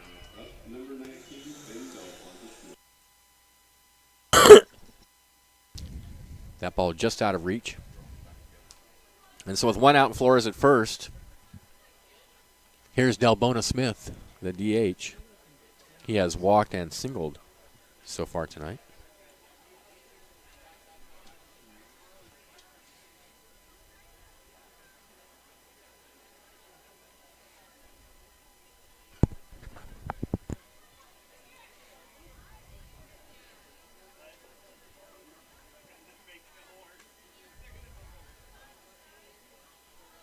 Here's the pitch. Fastball in there for a called strike at the belt.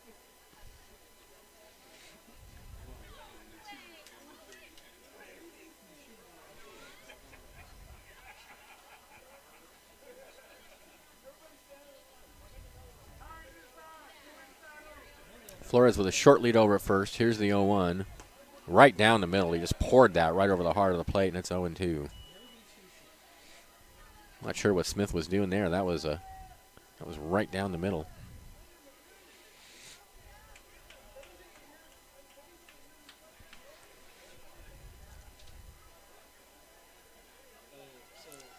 The 0-2. Line right at second base. They're going to have a double play. Back to first, and that'll end the inning.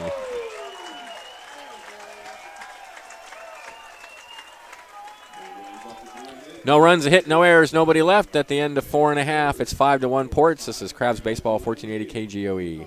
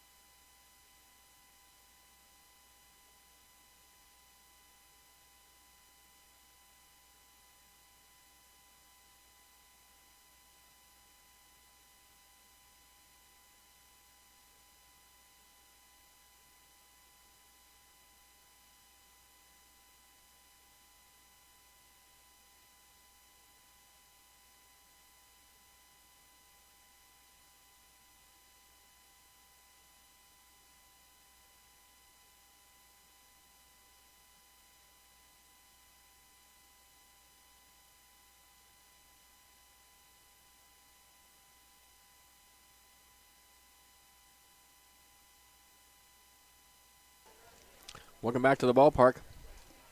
Bottom of the fifth, Tielander, White, and Outman for the Crabs. They're trailing 5-1. 5 runs, 10 hits. No errors for the Ports. 1 run, 3 hits, 2 errors for the Crabs. The Crabs batters seem to be baffled by Christian Marquez, left-hander who is on the mound for the Ports.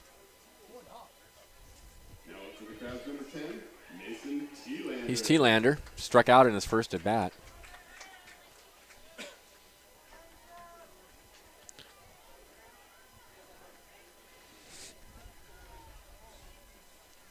Marquez rocks and deals. A fastball on the inside corner for a called strike. Who's up?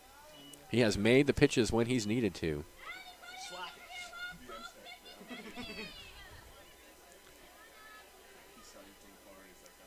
The 0-1.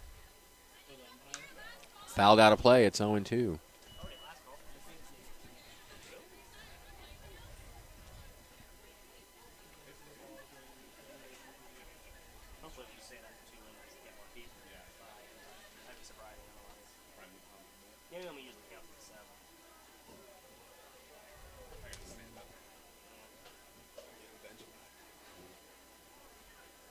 Here's the 0-2.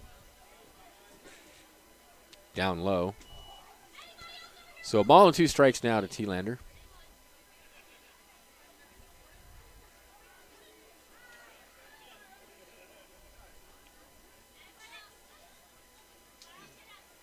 And the pitch. Outside, 2-2. Got some movement out in the Ports bullpen now. I got a right-hander just beginning to get warm.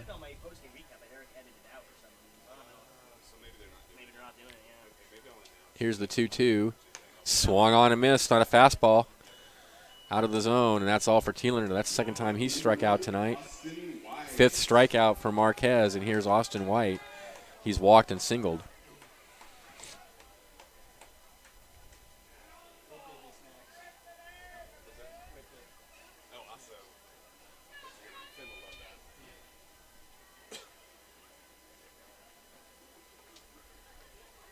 And the first pitch to White. Fastball rides high.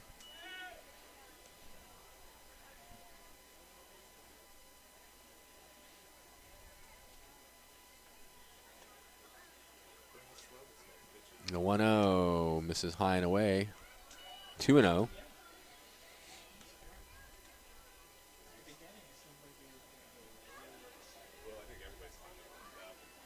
Got a right-hander warming in the Crabs bullpen now. Here's the 2-0 pitch. In there at the knees on the inside corner for ball 3. That was going to be a strike. With this umpire, you're not sure because he doesn't make the call for a couple seconds after the pitch crosses the plate. There's a swing and a miss at a 3-0 count with nobody on base, down 5-1. He swings at a 3-0 pitch.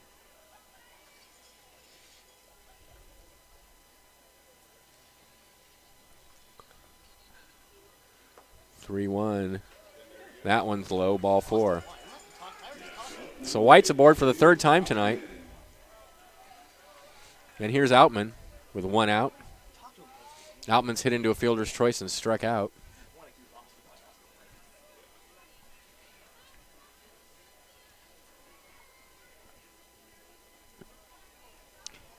Marquez has walked 4 batters, but only given up 3 hits. So the Crabs have very little to show for it. Runner goes. The pitch is hit high in the air to shallow center field. White's going to have to retreat. In comes Mac Johnson and puts it away for out number 2. So a weak fly ball for the 2nd out, and that's all for Outman. Here's Johnson. Hit into a fielder's choice a couple of times today.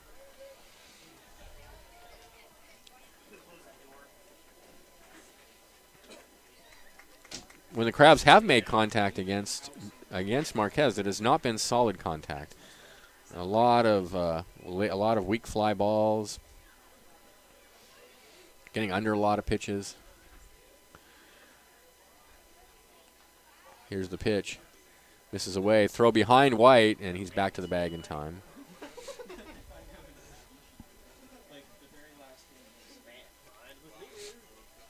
So 1-0 to Johnson.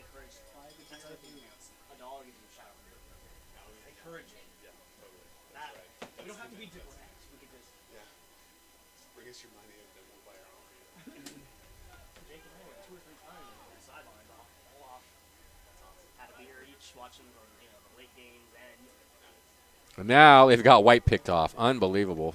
And when the throw hits him in the helmet. The throw from first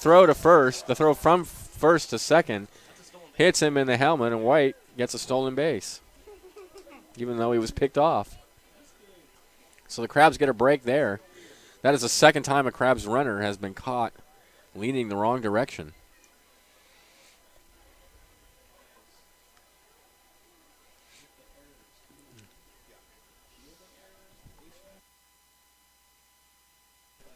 Just a sloppy game all around for the Crabs tonight. 1-0 the count. Here's the pitch. Fastball. Taken away, I guess. 2-0.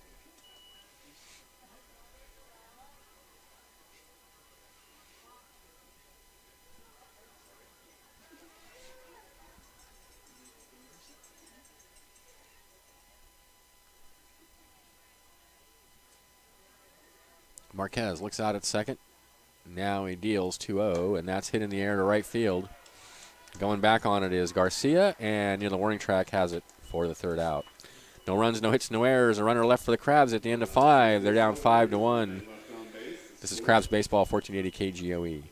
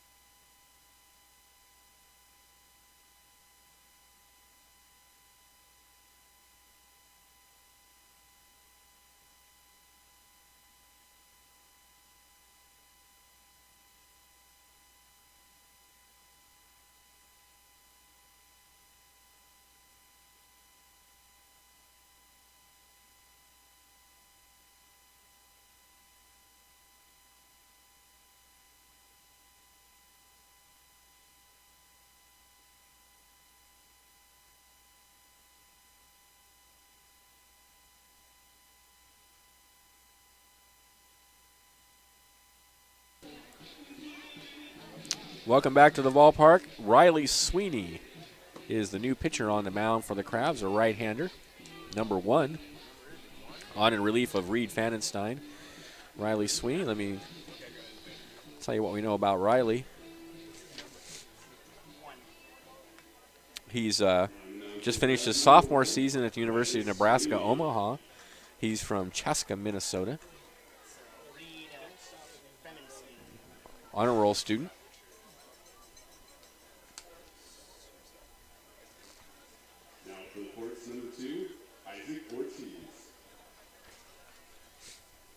He'll face Isaac Ortiz. Let's see. Branson Umbarger and Austin Garcia.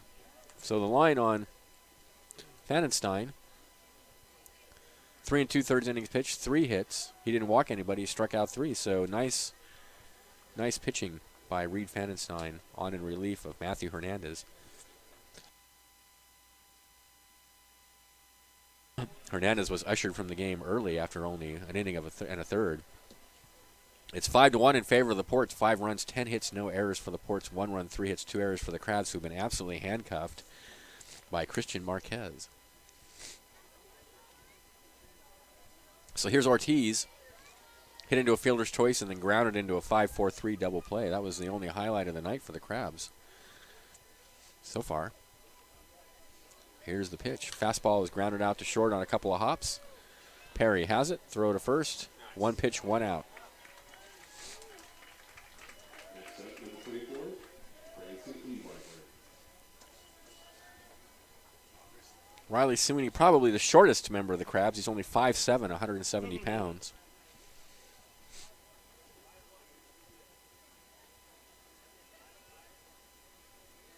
Here's Umbarger. Singled in the second inning and then lined out to left in the third. Sweeney rocks and deals a fastball away. 1-0.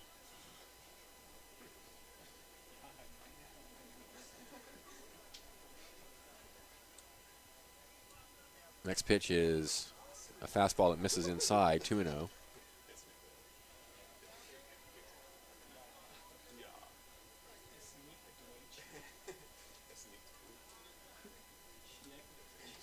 Breaking pitch catches the outside corner, and it's a 2-1 now. To Umbarger.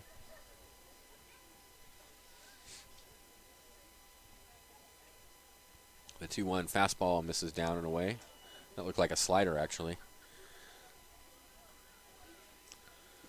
So it's 3-1 to Umbarger with Garcia on deck. Here's the pitch.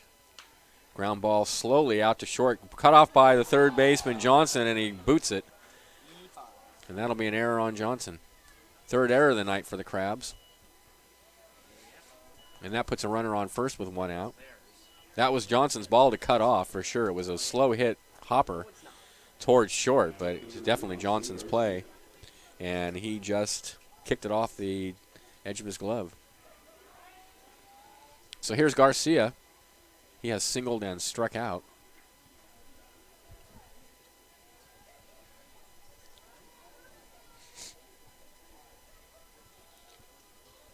Umbarger over at first. Here's the pitch. It's in there for a called strike at the knees.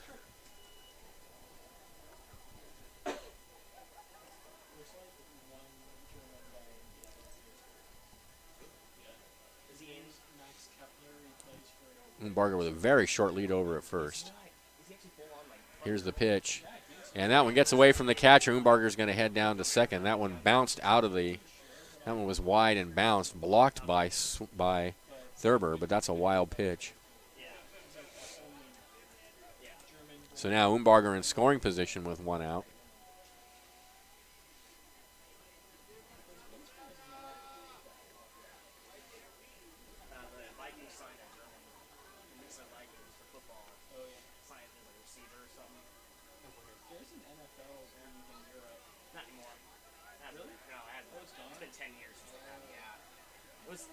Here's the 1-1.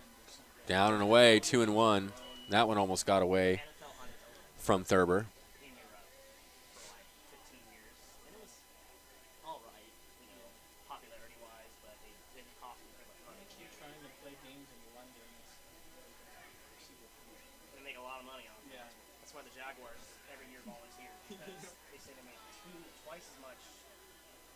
The 2-1 pitch. Down low, 3-1. Appears to be overthrowing it a little bit to me. Sweeney does. Several pitches way out of the zone and in the dirt, and that one way low. And he throws fairly hard, but I think he's overthrowing it. Make a shout out to someone at the first Crabs game or have us wish them a happy birthday. And Thurber now out to the mound to have a word. Maybe he's suggesting something similar. That is the least expensive thing in the entire ballpark. Perfect. Beer money. 3-1 the count.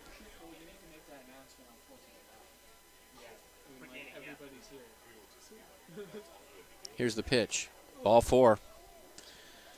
So the Port's threatening now here in the 6th, already up 5-1. They've got runners on first and second with only one out.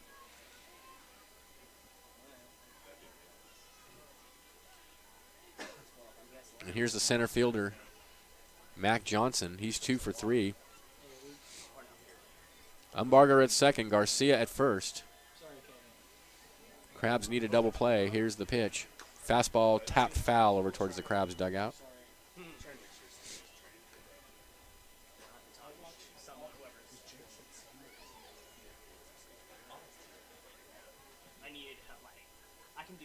I can have one on the first thing by myself. It makes it a lot more challenging. My job will be I'll watch the stream. 0-1 the count.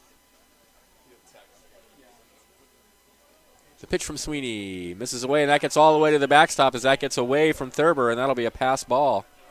And now that really hurts because that takes away the force out and the double play and puts 2 runners in scoring position with only 1 out.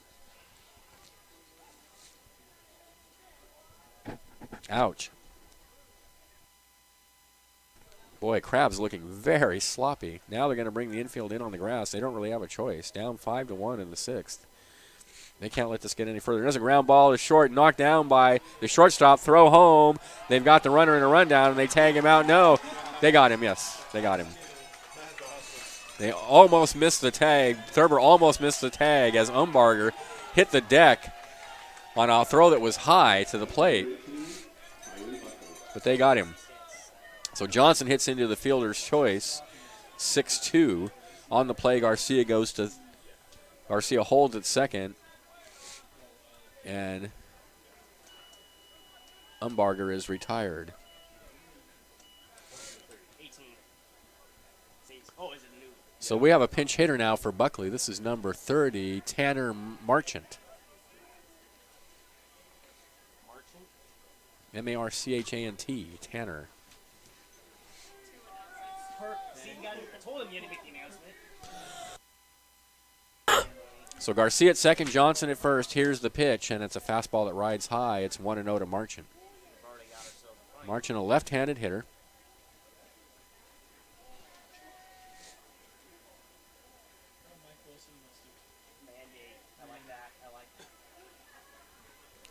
Here's the 1-0. Fastball misses down and in. It's 2-0. Crabs infield back at regular depth now with 2 outs. So bringing the infield in did pay off on a nice play by Perry and a ball that was almost past him. He had to dive to get it and record the out at home. Here's the pitch. There's a fastball in the outside corner. It's 2-1.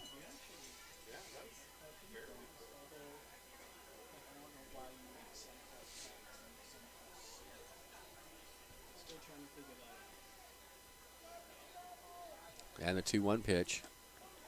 Fastball, good pitch on the outside corner, and the count's even.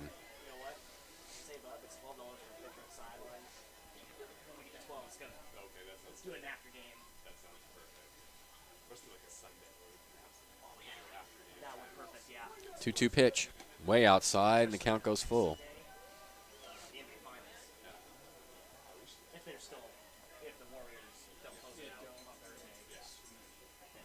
If it's a game 5, if necessary, as they say. The way they play, probably won't be. 3-2 pitch. Ball 4, that's going to load him up. Next up, number 6, Ivan Sanchez. So here's Ivan Sanchez. This is a very big spot in the game. This is a chance for the Ports to really put it away here in the 6th inning. They're up 5-1. Bases loaded, 2 outs. Crabs just trying to hang in there now for a chance to come back. They have shown no life against the Ports pitchers, so they cannot afford to give up any more runs. Here we go. Here's Sanchez, and he hits one on the ground. It's shortstop. He's going to toss to second for the force, and the Crabs get out of it. Marchant retired 6-4. No runs, no hits, 1 error, 3 left at the end of 5.5, 5-1. Ports, this is Crabs Baseball, 1480 KGOE.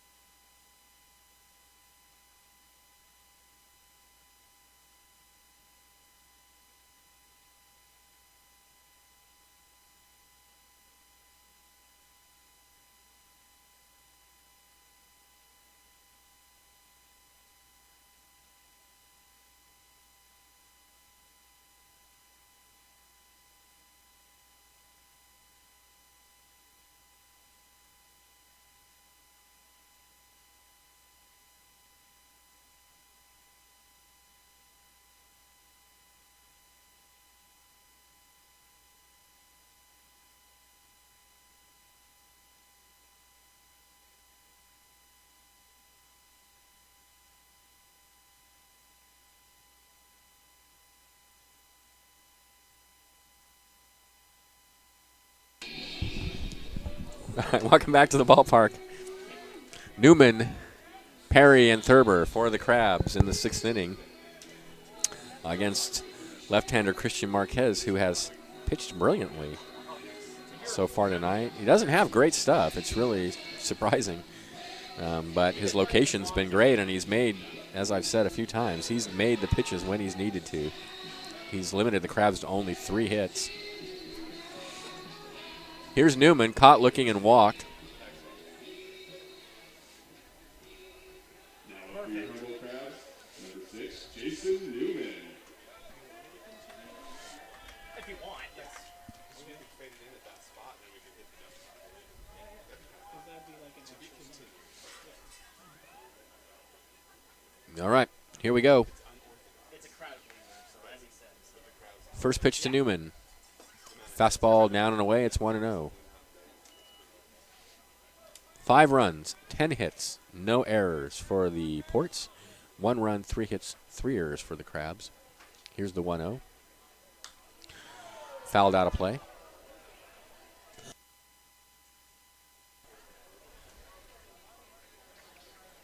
A ball and a strike to count.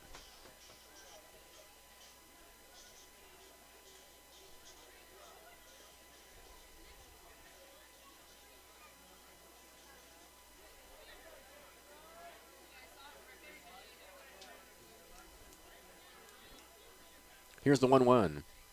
way outside, 2-1.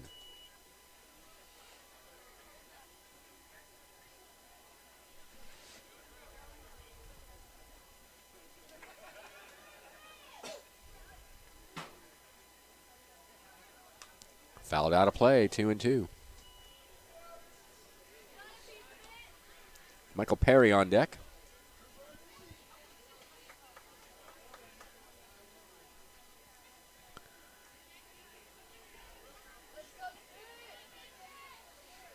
Two balls, two strikes.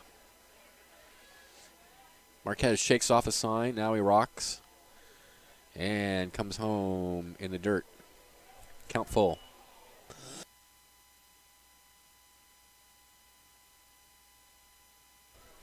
We got a shout out here from Mike Wilson.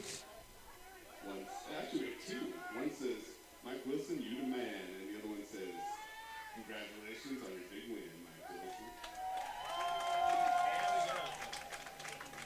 Thanks for the money. 3-2 is the count.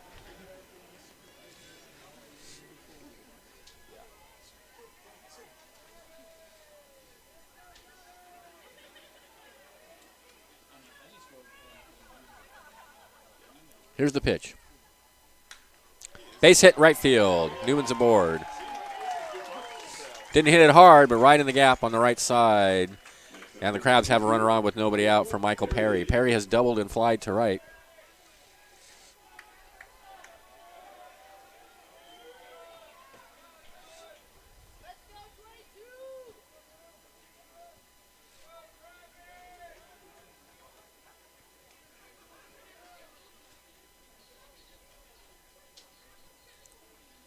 Here's the pitch. Popped high in the air to shallow left field. Flores coming in, few steps, has it for out number one. Now up number 16, Jacob Thurber. A lot of balls hit by the Crabs just under the pitch and just popping it almost straight up in the air. That's third or fourth ball that's been hit into the shallow outfield.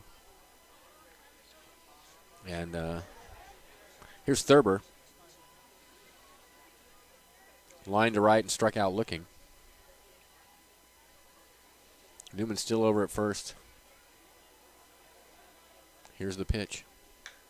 And he swings at one inside and grounds it over towards the first base coaching box.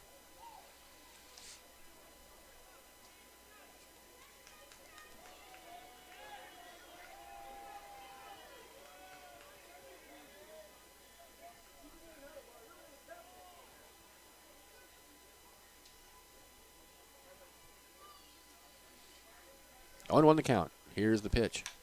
Grounded out to second, should be two. They're going to go to first instead. Newman was sort of off with the pitch. So instead it's just a put out 4-3. Newman advances.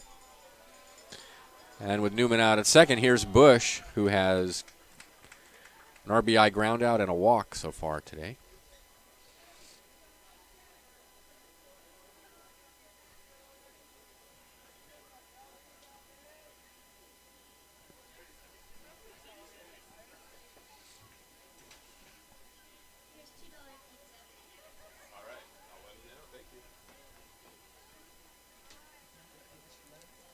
From the set, here's the pitch. Called strike on the outside corner on a breaking pitch, and it's 0-1 to Bush.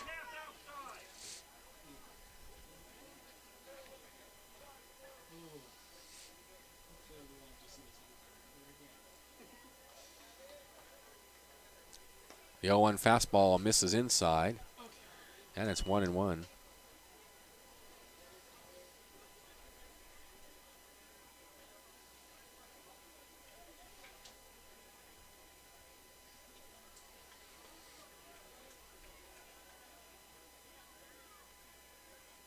Next pitch misses away, 2-1.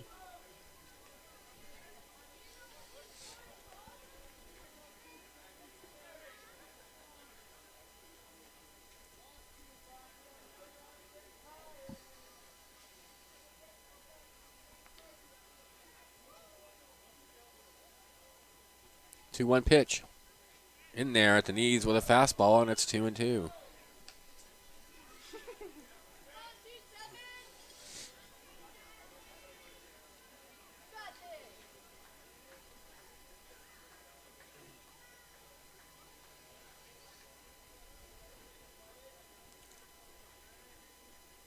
Newman takes his lead. Here's the 2-2 to Bush. Breaking pitch misses away, and the count goes full. Jeff Pozo's on deck. Brian Pozos. Sorry.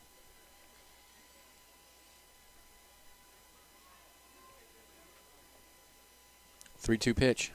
Strike three right down the middle. Bush looking all the way.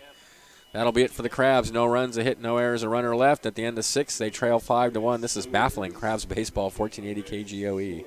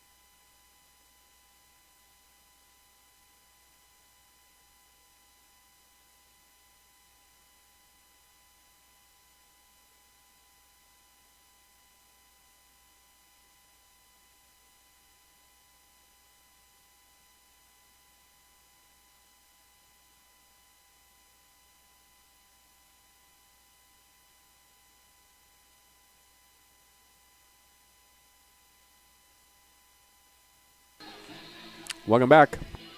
Top of the 7th. Strawn, Flores, and Del Bona Smith for the Ports.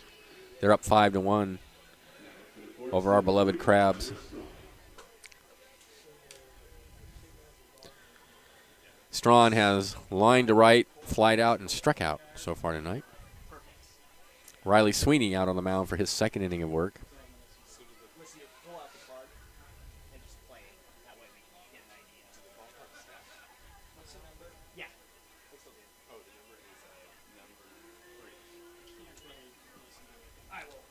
Sweeney rocks and deals a fastball that's hit high in the air to shallow left field. Coming in now is Outman, and he can't get it. It's going to bounce in front of him, and that'll be the 11th hit of the game for the Ports. Here's Matt Flores, left fielder. He has a double, a single, and a ground out. So Strawn over at first, nobody out.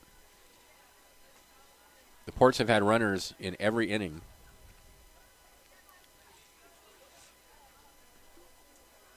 And they're up 5-1. Here's the pitch. And he shows bunt, takes the pitch outside, and the throw down to first almost goes into right field. A nice catch by Newman.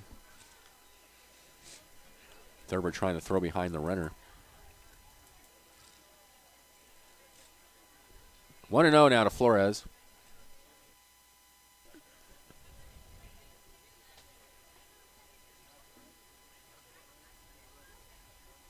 Here's the pitch.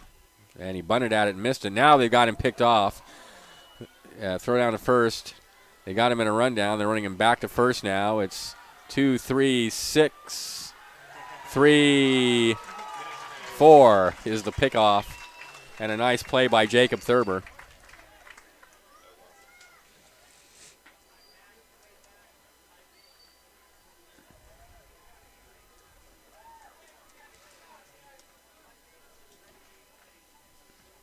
Just what the Crabs needed there.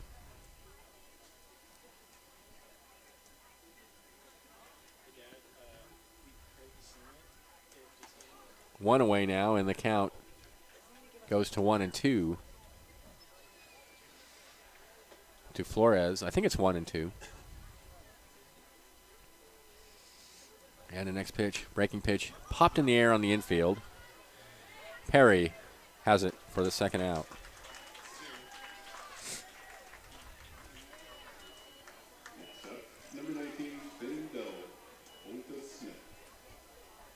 Here's Finn Del Bonta Smith, the DH.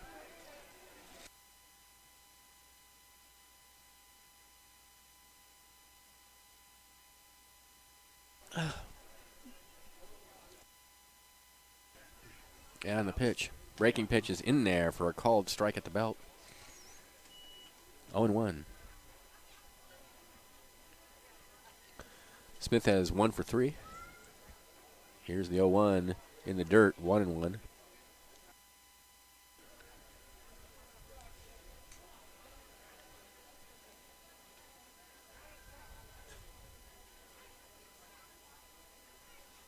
The 1-1 is in on the hands, and he fouls it out of play. It's 1-2 now. That one.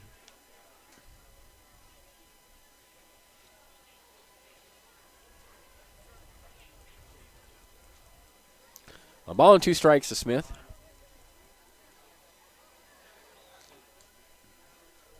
Here's the pitch.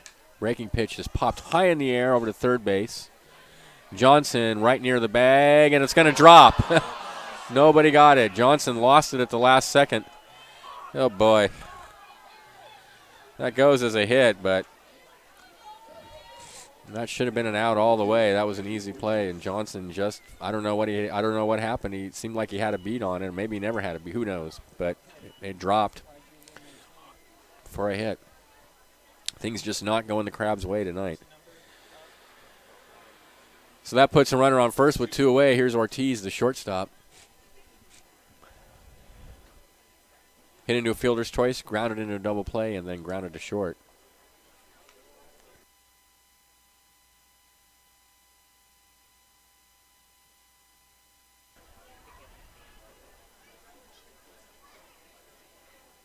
Here's the pitch. Fastball right down the middle for a called strike. 0-1 the count.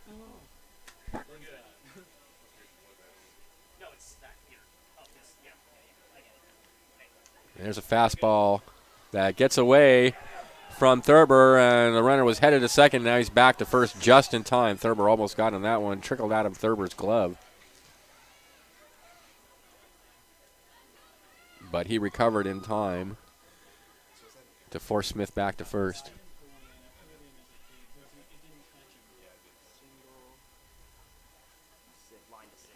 Slider away. It's 2-1.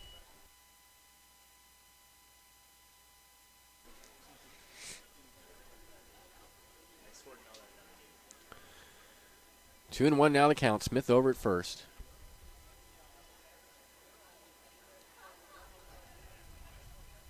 Here's the pitch. Fastball down and away. 3-1.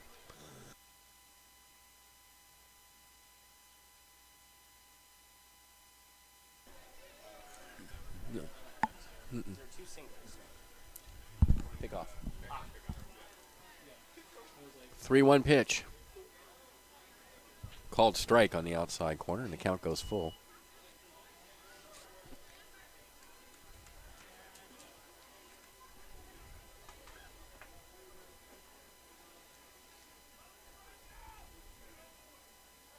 Three-two, fastball, blew it right past him, and that'll be all for the Ports. No runs, 2 hits, no errors, a runner left, and at the end of 6.5, 5-1 in favor of the Ports. This is Crabs Baseball, 1480 KGOE.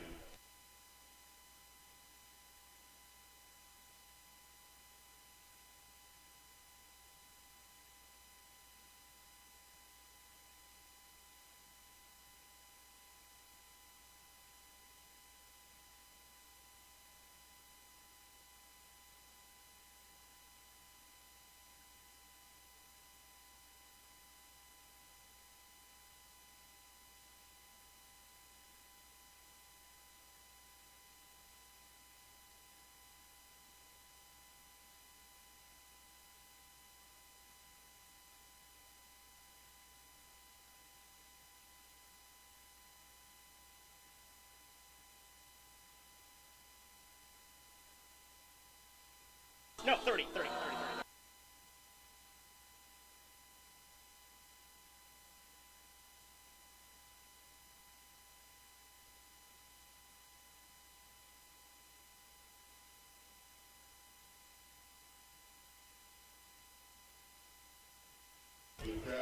All right, Crabs fans, thanks to the North Coast Co-op, natural foods, consumer-owned cooperative grocery store located in the far reaches of Northern California, Surrounded by redwood trees where the mountains meet the sea. In Arcade at 8th and I, and Eureka and 4th and B streets. Fine place to shop. Crabs down 5-1. Not looking so good tonight. Some base running errors, some fielding mistakes, flat hitting. Just not looking good. We have a new pitcher on the mound, though. I think, do we?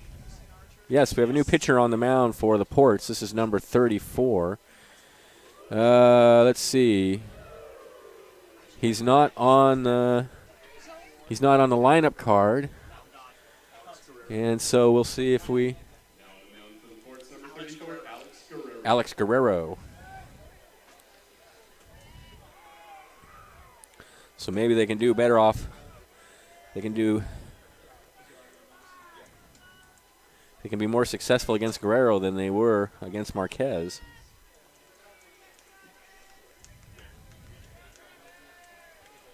The line on Marquez, who stands to get the win, 6 innings pitched, 4 hits, 1 run. It was earned. He walked 4, struck out 6.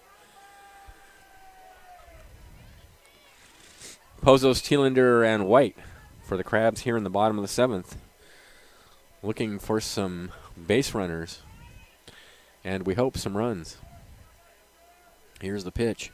Fastball is fouled up against the backstop. It's 0-1. Guerrero a little taller and throws a little harder than Marquez did.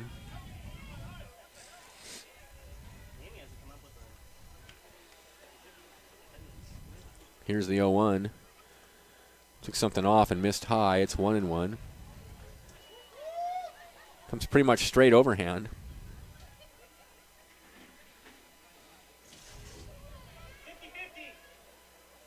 Swing and a miss, and it's 1-2.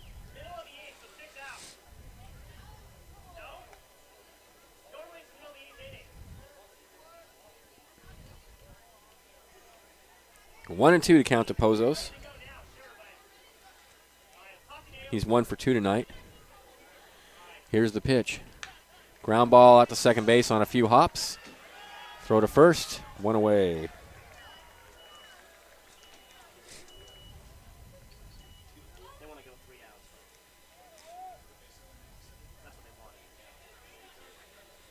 Here's Thielander. Thielander struck out twice tonight.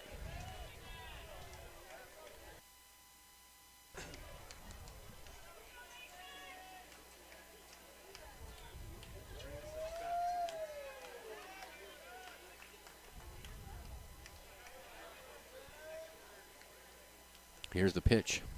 Breaking pitch in there for a called strike. On the inside corner, it's 0-1.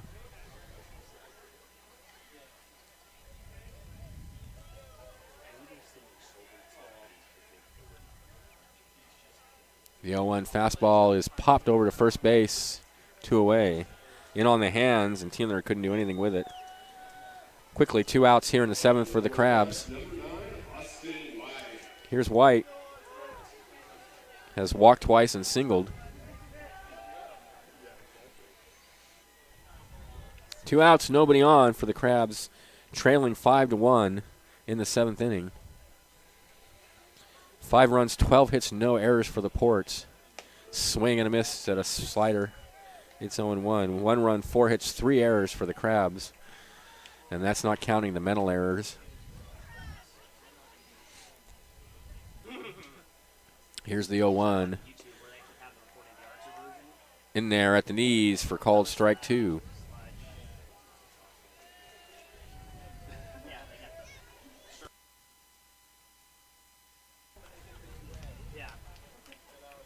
Here's the 0-2. Swing and a miss, strike 3. Crabs go quickly in the 7th, and they trail 5-1. This is Crabs Baseball, 1480 KGOE.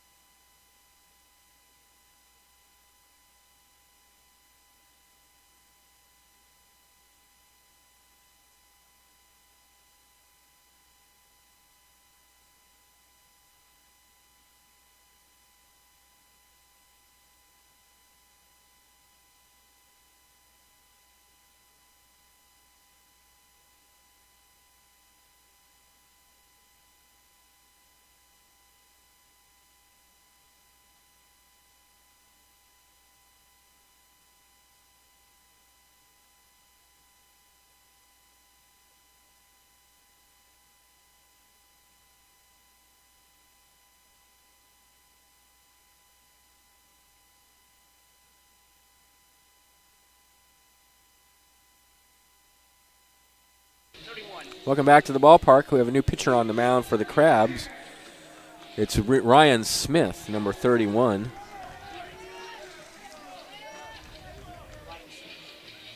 Smith has already had one appearance. He pitched 2 innings. He walked 1 and struck out 1.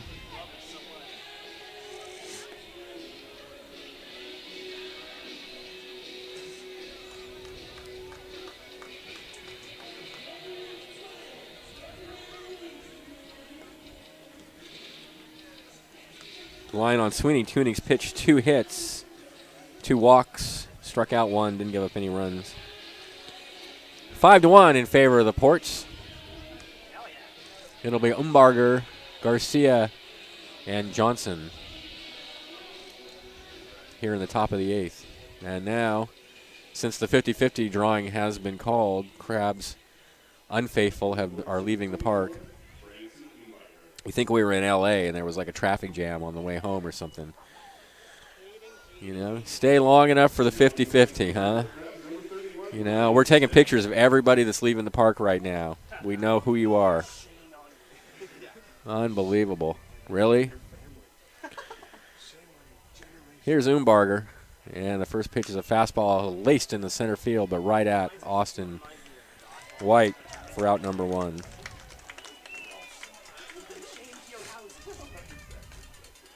I mean, these are not people with families either. I can see these are just regular old people who didn't win the 50-50, so now they're going home. It's just like the worst kind of baseball karma. It really is, to leave a ball game before it's over. So 1 away, here's Garcia. And he takes a pitch low. It's 1-0. Garcia has singled, struck out, and walked so far tonight.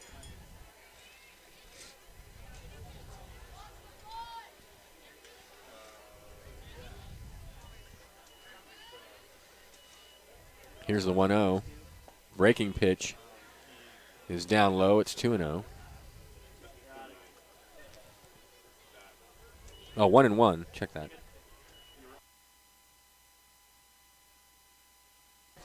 Thought that one was a strike. Here's the 1-1. Fastball misses away. It's 2-1. Oh, no, he called it a strike. It's 1-2. Could have sworn I heard him yell ball.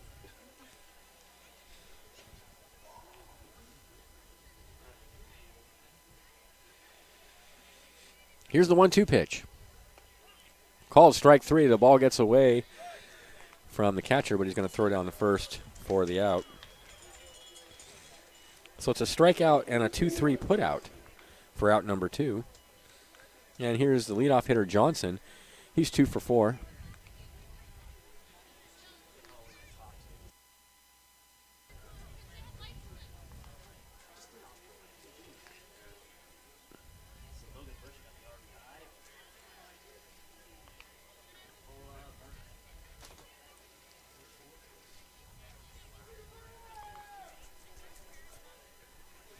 Here's the pitch.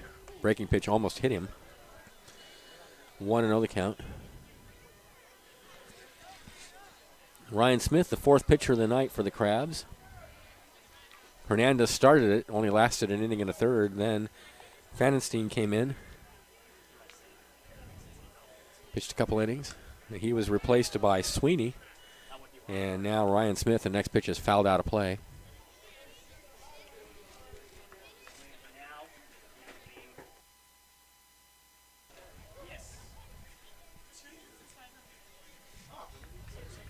One and 1 to count. Here's the pitch.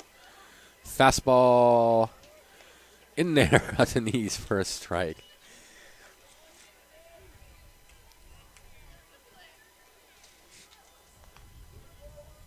Tonight's attendance, 540 Fairweather fans. Breaking pitch is popped in the air, shallow center field. Second baseman going out. Center fielder coming in, and nobody's going to get it. It bounces off Pozo's glove in the shallow outfield, and call that a hit. Why not? So Johnson aboard with 2 away. That is the 13th hit of the night for the Merchants. And here's Marchant, who came in as a pinch hitter. We came in for first baseman Buckley and walked.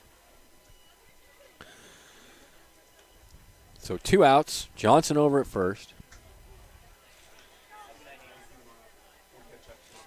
Here's the pitch. Swing and a miss and a big cut by Marchand, and he missed it.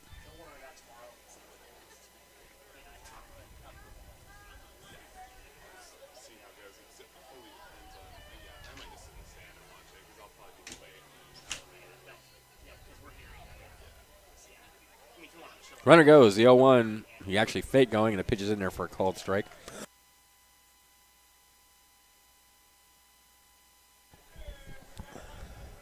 Oh, 2 the count. Here's the 0-2. Called strike 3 on the outside corner, and that's it. 3 pitches, and Marchand's out of there. No runs hit, no errors, a runner left at the end of 8. 5-1 in favor of the Ports. This is Crabs Baseball, 1480 KGOE.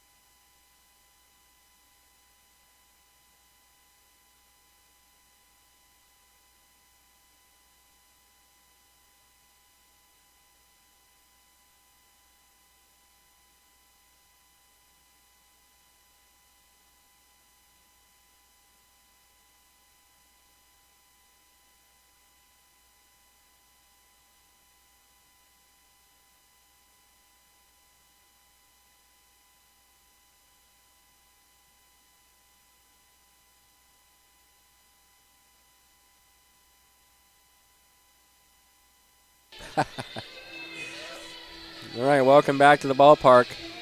Crabs need a hero. Bottom of the 8th inning, they trail 5-1. 5 runs, 13 hits, no errors for the San Leandro Ports. 1 run, 4 hits, 3 errors for the Crabs. It'll be Outman, Johnson, and Newman, the heart of the order.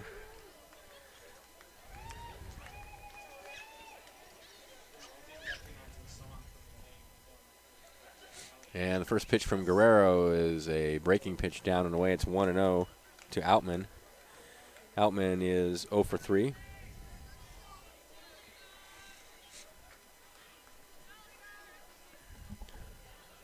Next pitch is in there for a strike at the knees, and it's 1-1. What's Guerrero's first name? Alex Guerrero.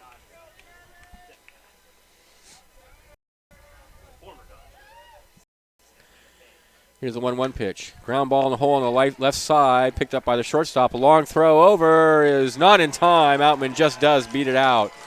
That was a nice play by Isaac Ortiz. He had a long throw and made it much closer than it really thought it was going to be. Outman hustling down the line, though, beat it out. So that's an infield hit and puts a runner on first for the Crabs. Here's Johnson, 0 for 3.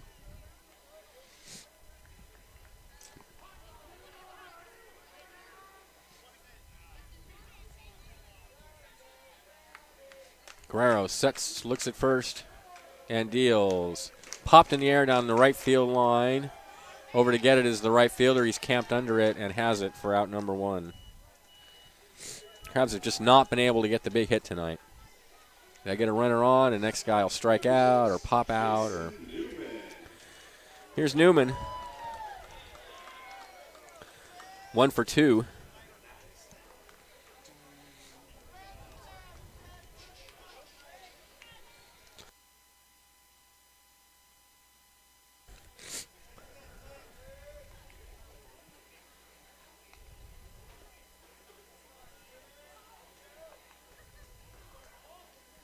Here's the pitch. Ground ball back up the middle, should be 2, and it goes right through the shortstop's legs and into center field. On his way to third is Outman as the center fielder bobbles. That'll be an error on Ortiz, and it'll put runners on the corners for the Crabs with only 1 out. Oh, that looked like a double play all the way. That's a huge break for the Crabs. Ortiz just couldn't get his glove down.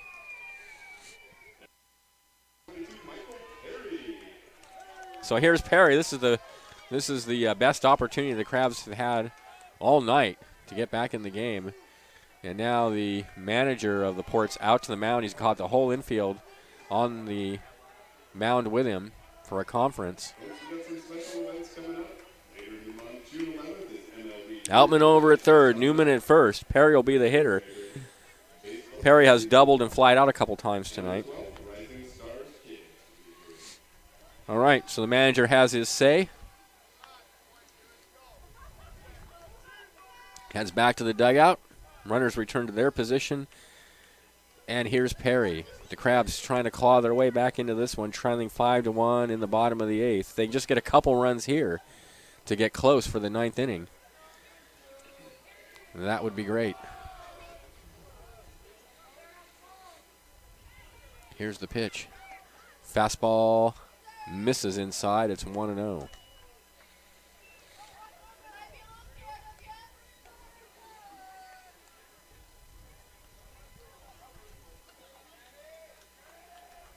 The 1-0. Fastball that time was on the inside corner, and it's 1-1.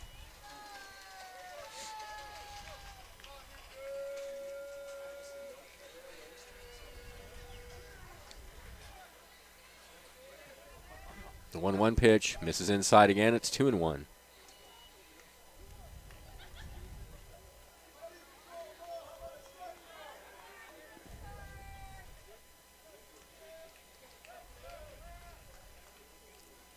The 2-1 breaking pitch misses way outside. 3-1 the count.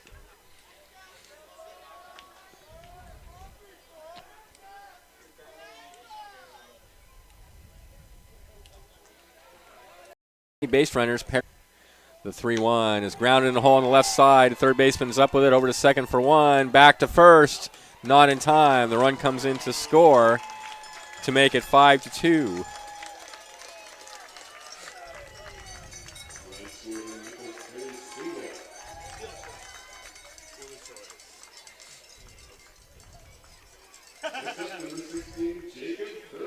So with Perry over at first and 2 away, here's Thurber.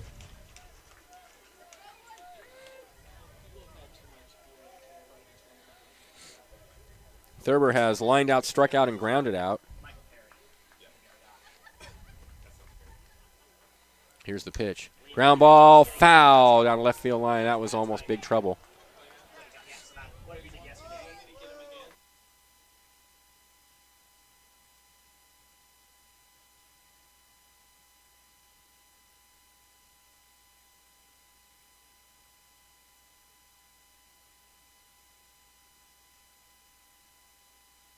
Yeah. 0-1 the count. And throw to first. Perry's back. So 5-2 now in favor of the Ports.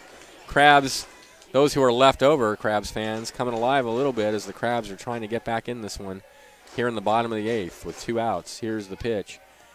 Breaking pitch is in there for a called strike right at the belt. And it's 0-2 now to Thurber. Bush is on deck.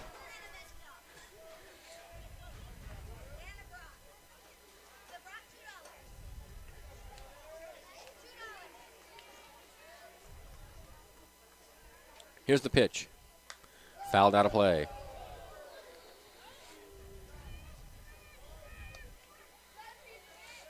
No balls, 2 strikes to count.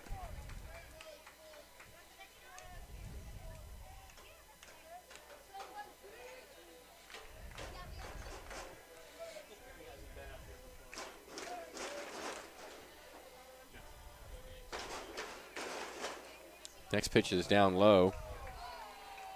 So a ball and 2 strikes now to Thurber.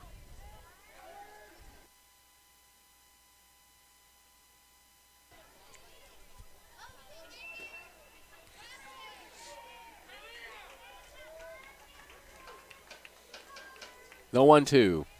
Ground ball, foul, wide of first.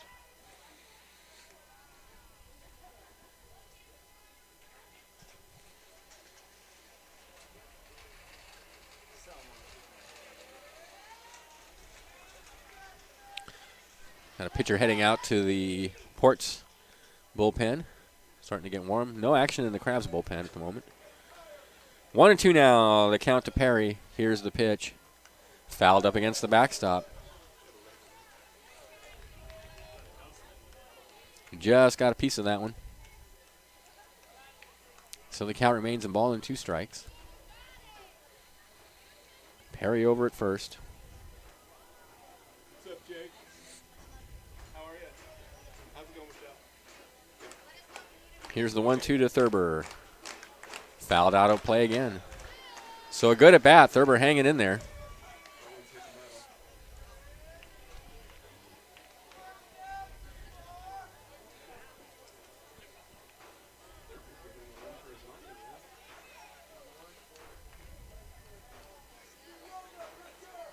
From the belt, here's the 1-2 from Guerrero. Check swing. Did he go around? Nope. So the count's 2-2. That was a close pitch. Thurber had an inclination, but was able to hold up.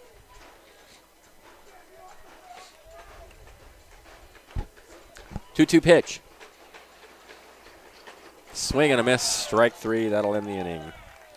Crabs get a run. There was a hit, there was an error, and there was a runner left at the end of 8, 5-2 in favor of the San Leandro Ports. This is Crabs Baseball, 1480 KGOE.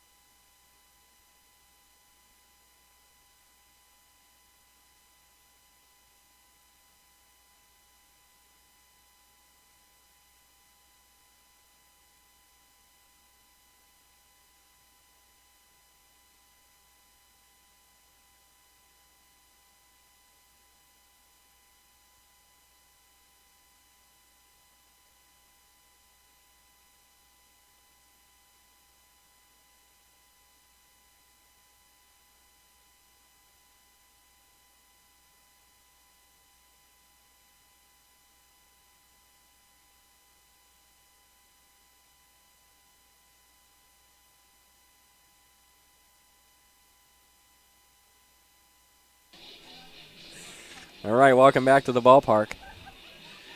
Sanchez, Strawn, and Flores, the middle of the order for the Ports. They're up 5-2.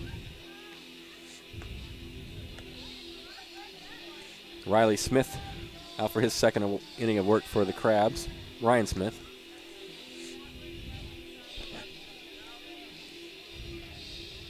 Five runs, 13 hits, 1 error for the Ports. 2 runs, 5 hits, 3 errors for the Crabs.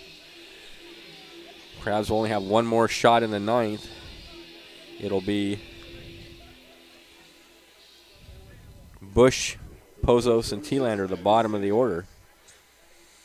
But they got to get through the top of the 9th first. Here's Sanchez, second baseman. He's hit a 2-run home run, a double, struck out, and hit into a fielder's choice. Right-hander to right-hander. Smith looks in for the sign, sets, and from the stretch, deals a fastball high.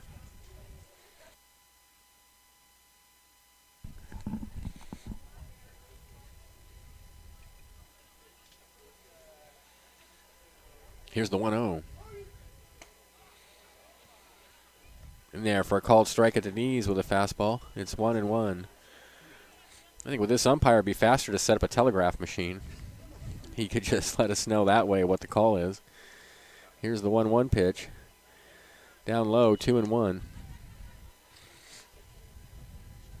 He like takes a walk before he says what, it's like he's got to think it over. It's good to be mindful. 2-1 count. Swing and a miss, 2-2. Blew the fastball right past him.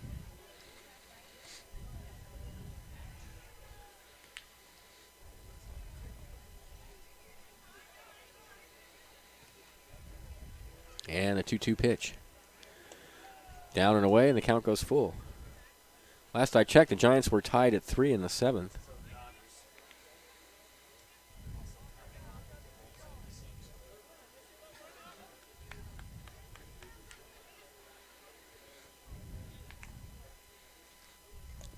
Here's the 3-2. Ball 4. So he walks the leadoff hitter here in the 9th inning. That's no good. And here's Strawn. 1 for 4. So Sanchez over at first. Nobody out.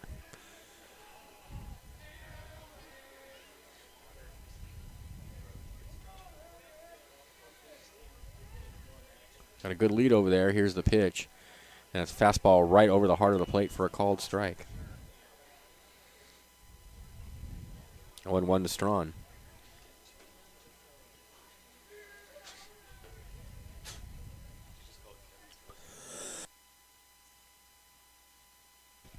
Here's the 0-1. Looped in left field for a base hit. That's going to put runners on first and second with nobody out. And now Ryan Smith's in some trouble here in the top of the ninth. 2 on, nobody out. We have a pinch hitter, number 17. That would make this Javi Garcia Zuno. Garcia Zuno, Z-U-N-O. And he's in for Flores.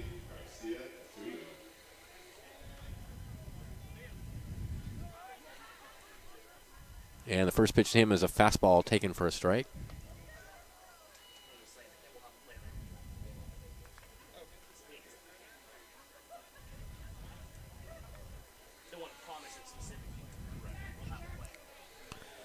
Sanchez out at second, Strawn at first. 0-1 now, the count. To Garcia Zuno. And he shows bunt, and he bunts at it and misses it.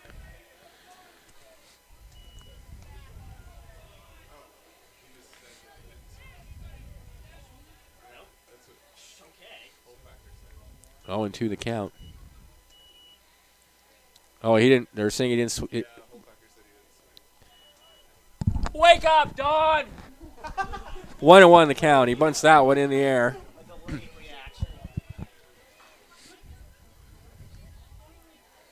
1-2 the count. He clearly bunted at it. I mean, what? I mean, if that doesn't count as a bunt, what does he have to do? A ball and 2 strikes is the count. Oh, and he bunts that one foul, and that'll be an out. He's bunting with 2 strikes, huh? That's an interesting idea. With 2 outs and with 2 strikes and nobody out, he's bunting. I'm baffled by the strategy there, especially when they're up 5-2.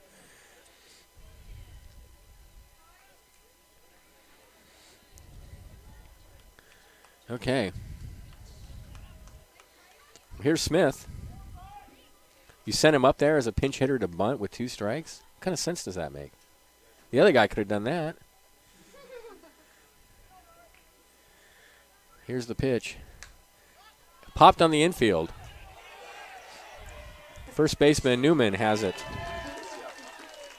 4 out number 2. That's a big out right there. So now 2 away with runners on first and second. So Smith swinging at the first pitch, pops out. Here's Ortiz, the shortstop.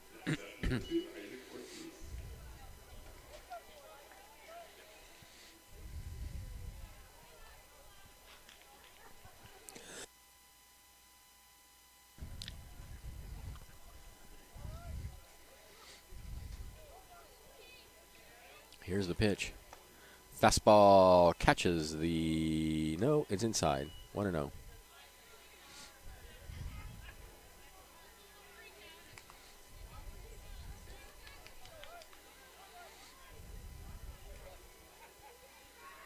Fastball misses high, 2-0.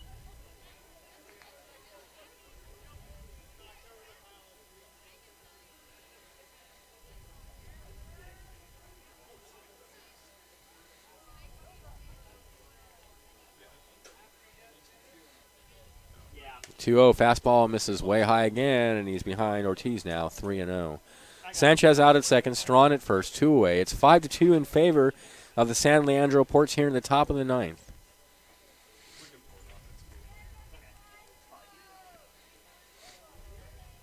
The 3-0 pitch.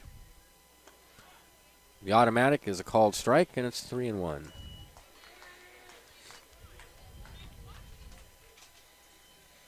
Well, some claps from the 50 or so people left in the ballpark.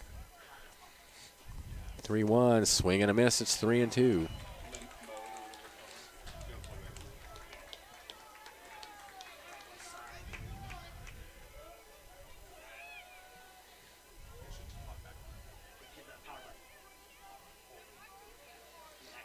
Three-two pitch. Runners go. Fouled up against the screen.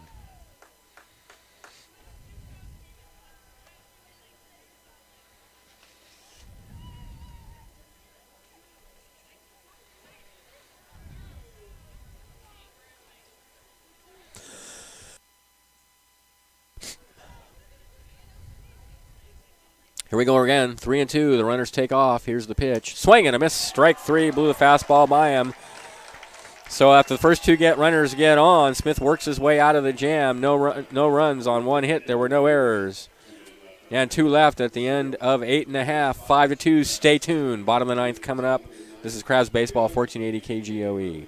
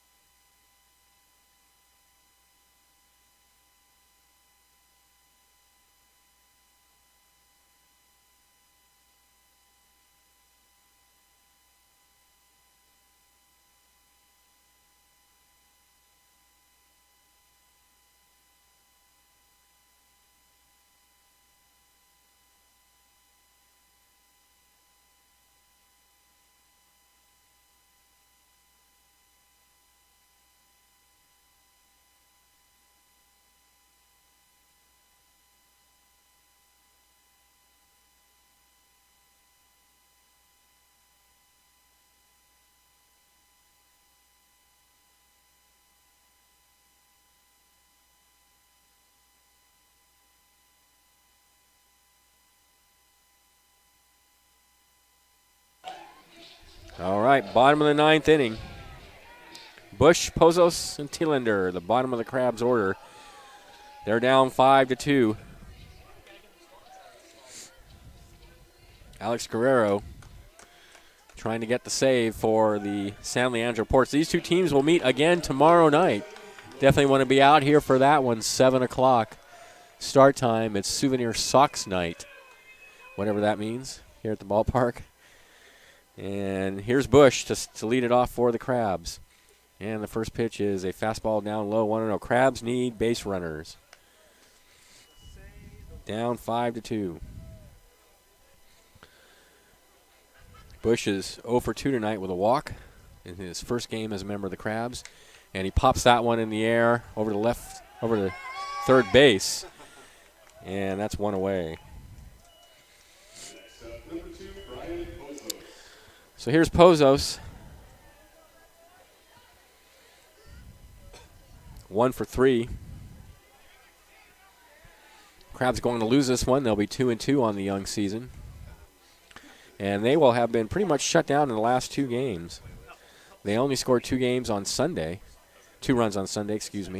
And the first pitch to Pozos misses high. It's 1-0. And then they only scored 2 today so far. So suddenly an offense that put together a 17-run night on Saturday and a 7-run night the night before, suddenly not able to put any runs on the board. Misses inside. It's 2-0.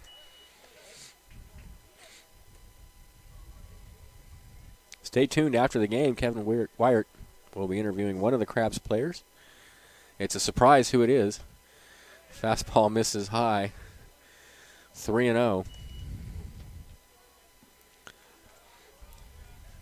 And then tomorrow night, we'll be on at 6:50 to bring you all the action. Next pitch is a strike on the inside corner, 3-1 now to Pozos.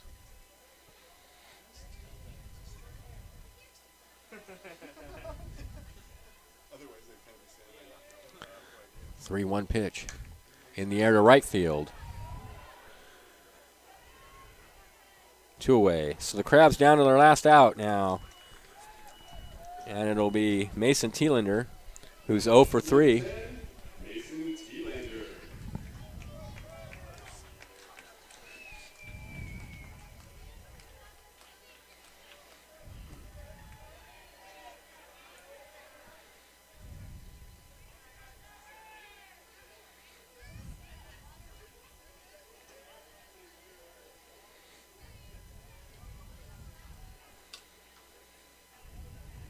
The pitch to Leandro. Breaking pitch is high. Nope, it's in there for a called strike.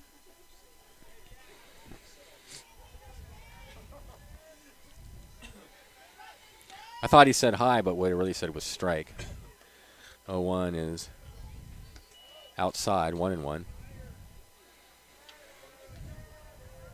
Crabs down to their last out.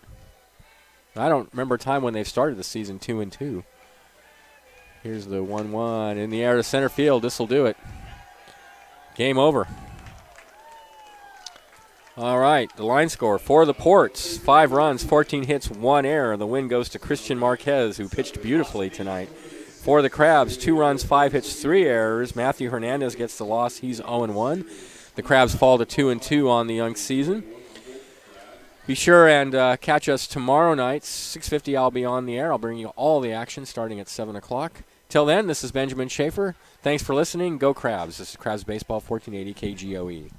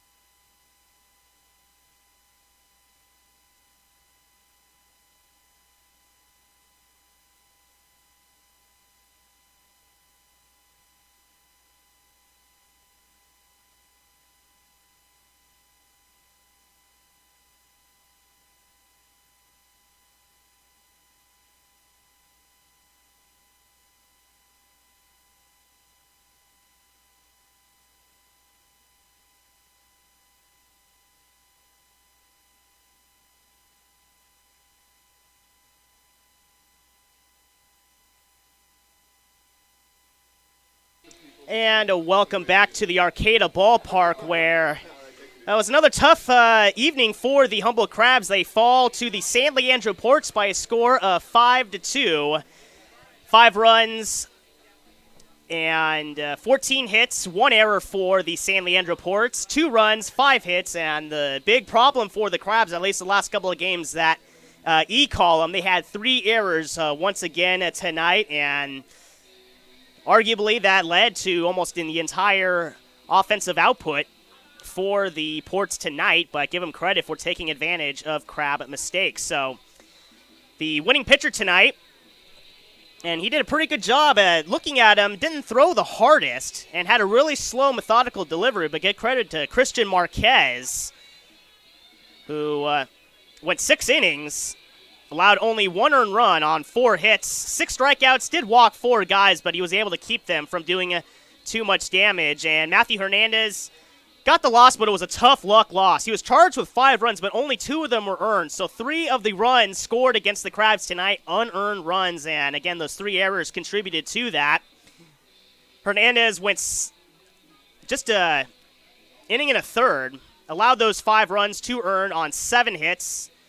Didn't strike out anyone and also walked 1. Give credit to the Crabs bullpen, who were able to keep things pretty much at bay for the San Leandro Ports, keeping the Ports at bay, to put a little pun out there, as Reed Fanenstein pitched 3 2/3, scoreless innings, allowing only 3 hits, had 3 strikeouts and no walks. Riley Sweeney, 2 scoreless innings, allowed 2 hits, 2 walks, and a strikeout. And Ryan Smith, 4 strikeouts, 1 walk, 2 hits allowed in his 2 innings. But again, it's that E column in which the Crabs really hurt themselves. Newt Johnson, Jason Newman, and Matthew Hernandez contributing to the Crabs' errors tonight. If you look at the scoring for the San Leandro Ports, all their damage was done, as we mentioned, in that first inning and a third, those first 2 innings, if you want to be exact. The Ports led off the top of the game with 1 out. Brian Buckley hit a single, and then followed by Ivan Sanchez hit a 2-run home run, and that made it 2-0 at the end of the first inning. Branson Umbarger led off the second inning with a single. Austin Garcia followed up with a base hit of his own, and really where things came undone, Mark Johnson hit a base hit. It was an infield base hit, and the ball was thrown away by the pitcher Matthew Hernandez, and another error committed by Jason Newman allowed a second run to come in. So 2 errors, 2 runs in that top of the second inning on the Mark Johnson infield RBI single. He made it to third because of it. It was an overthrow from the pitcher to first base, and then the pitcher trying to go home also threw it away. That allowed Mark Johnson to go to third base. And Brian Buckley, who really put in a lot of offense for the Ports tonight, after scoring a run in the first inning, came up with no one out in the second inning with a runner at third, hit a scoring fly ball. It was actually a good catch, an outstanding catch out in left field. We don't want to mention that play without mentioning the outstanding effort by James Outman in left field. Really had to do a full-on dive in the bullpen area in left field, but because the runner at third, the ball was caught, had plenty of time to come in and score, and that is how the 5th run of the game for the San Leandro Ports was scored, as Mark Johnson able to bring that one in. It was 5-0 at that point before the Crabs really were able to make any noise. Crabs did get their first run in the second inning. Michael Perry led off with a double. Jacob Thurber hit a fly ball to right. Perry was able to tag up and score, and or tag up to third, Tag up to third. He did not score. He tagged and went to third base, And then Logan Bush is the one who hit the 4-3 RBI ground out to second base, but was good enough to bring in the run at that point. The Crabs didn't get another run until the 8th inning when James Outman led off with a single. And a fly ball and then an error on the shortstop of San Leandro allowed Outman to make it to third base. And with runners at first and third, Michael Perry was up, hit into a 5-4 force play that was good enough to bring in the second run, and that's all the Crabs were able to get tonight. So Michael Perry, the shortstop for the Humboldt Crabs, actually just now stepping into the booth, so he's going to join us, responsible for both of the runs tonight. And thank you for joining us, Michael. No problem.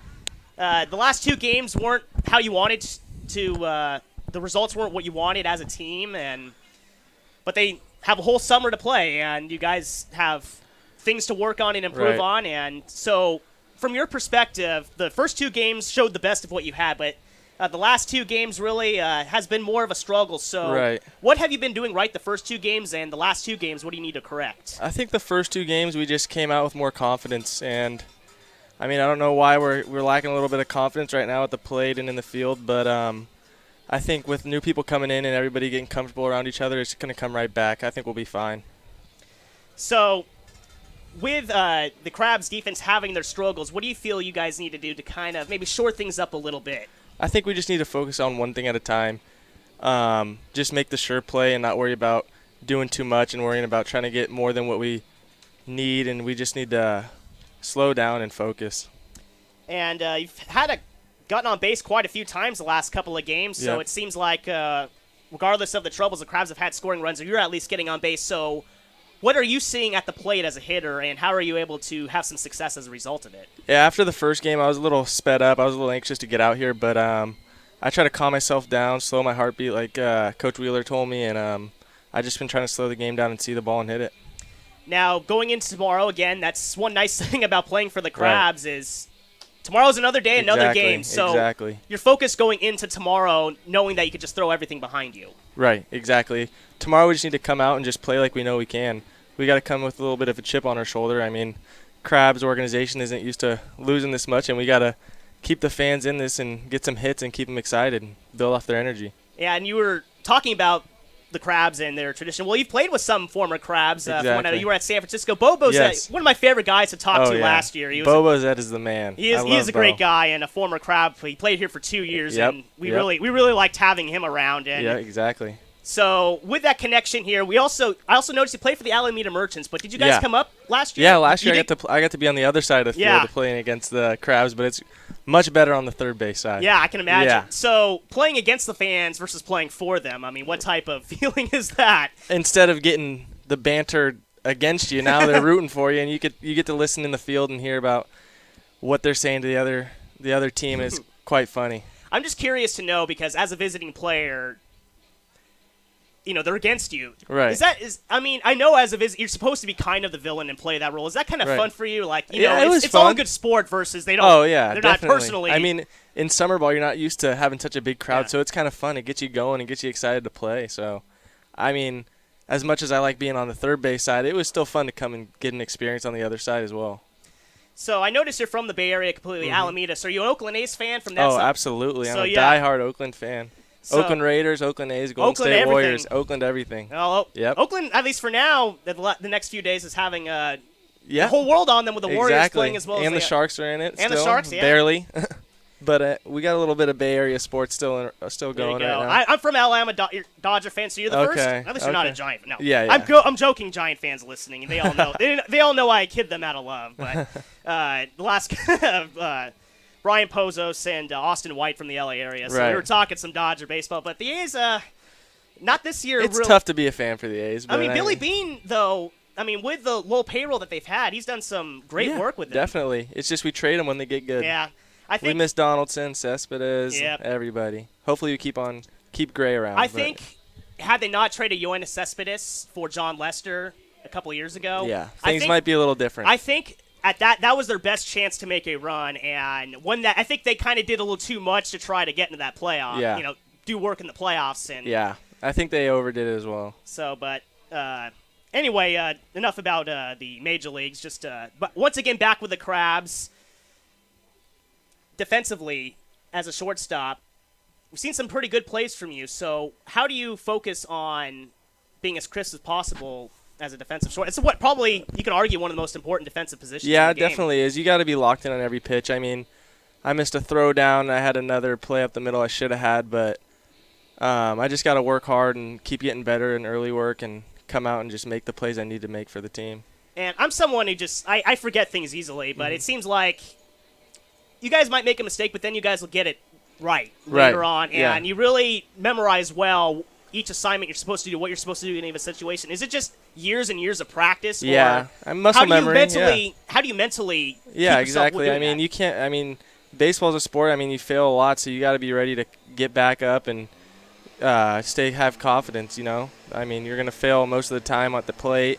Even if you're the best hitter in the field, you just got to be ready to. If you make an error, you know the ball's coming right back to you. So, you just got to be ready. All right. Thank you for coming up here, Michael. I Thank know you. The mood isn't quite as positive after a Yeah. loss as it is a We'll win, be but back tomorrow. We'll be fine. Great attitude to Yep. have right there. We'll be and, fine. That's what makes Crabs baseball so fun. From a former opposing player and now a current Yep. Crab. He's been on both sides of it all and played with a couple of Crabs at San Francisco. Alan Smoot, Alan right? Smoot. Yeah, another yeah, Crab. he keeps giving me a hard time. He said, "You'll never catch my record." Oh, yeah, that's right. He's this Crabs Motivation. legend. Yeah, exactly. Motivation right I there. know. I know. So, yeah, we the San Francisco players, we really enjoyed talking. Yep. And another San Francisco player is we've had a great conversation with now here in the booth. So Okay. thank you for definitely. coming and Thanks joining for having us. me. And it gives the fans something to listen to on the way Yep. home and maybe get to know you guys a little better and For sure. give you an insight into tomorrow because tomorrow's another day, another Yep. game. Don't be discouraged by the 5-2 loss. Last year, as I recall, San Leandro came up, and I think the Crabs beat them twice by fairly large margins. So Right.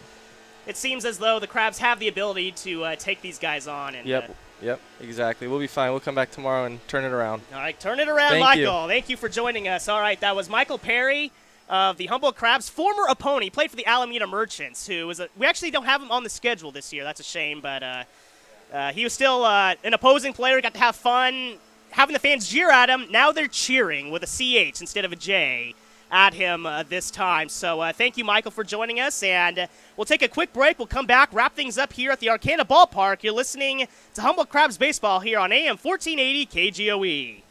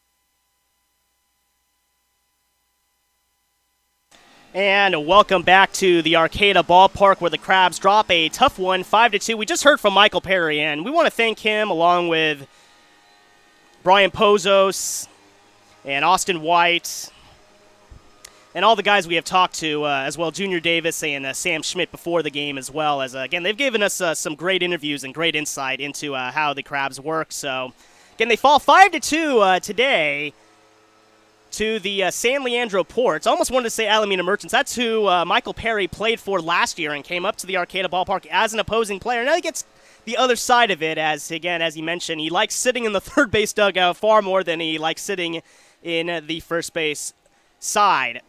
The San Leandro Ports and Humboldt Crabs go back at it tomorrow evening at 7 o'clock. First pitch will be on the air around 6:50 or so, as Benjamin Schaefer will once again have the call. I'll have a pregame interview as well, as the Crabs committing 3 errors, looking to shore up their defense and really have their pitchers throw more strikes. That's what Tyson Fisher said before the game was kind of more their focus. Didn't quite go as far in the area of improvement as they wanted to tonight, but they play games every day in the summer for a reason, so these players can just have a short memory, kind of forget about things, and just come back the next day. It's a new day, a new game, and ready to perform up to the level in which they want to perform. So that's why they play the game tomorrow. 7 o'clock is the first pitch. The gates open at the ballpark at 6 p.m.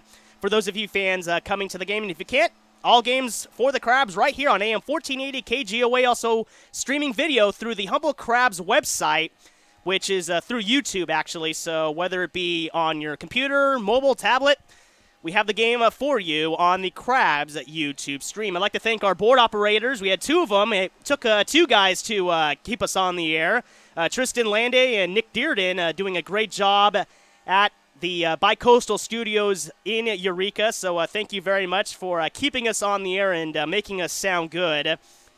So I'd also like to thank once again everyone with the Crabs and the San Leandro Ports. Speaking for everyone, this is Kevin Wyatt saying so long from the Arcata Ballpark here in beautiful downtown Arcata, a block from the plaza. Our next broadcast tomorrow evening, 7 o'clock first pitch. We'll be on the air at 6:50 for coming to the game.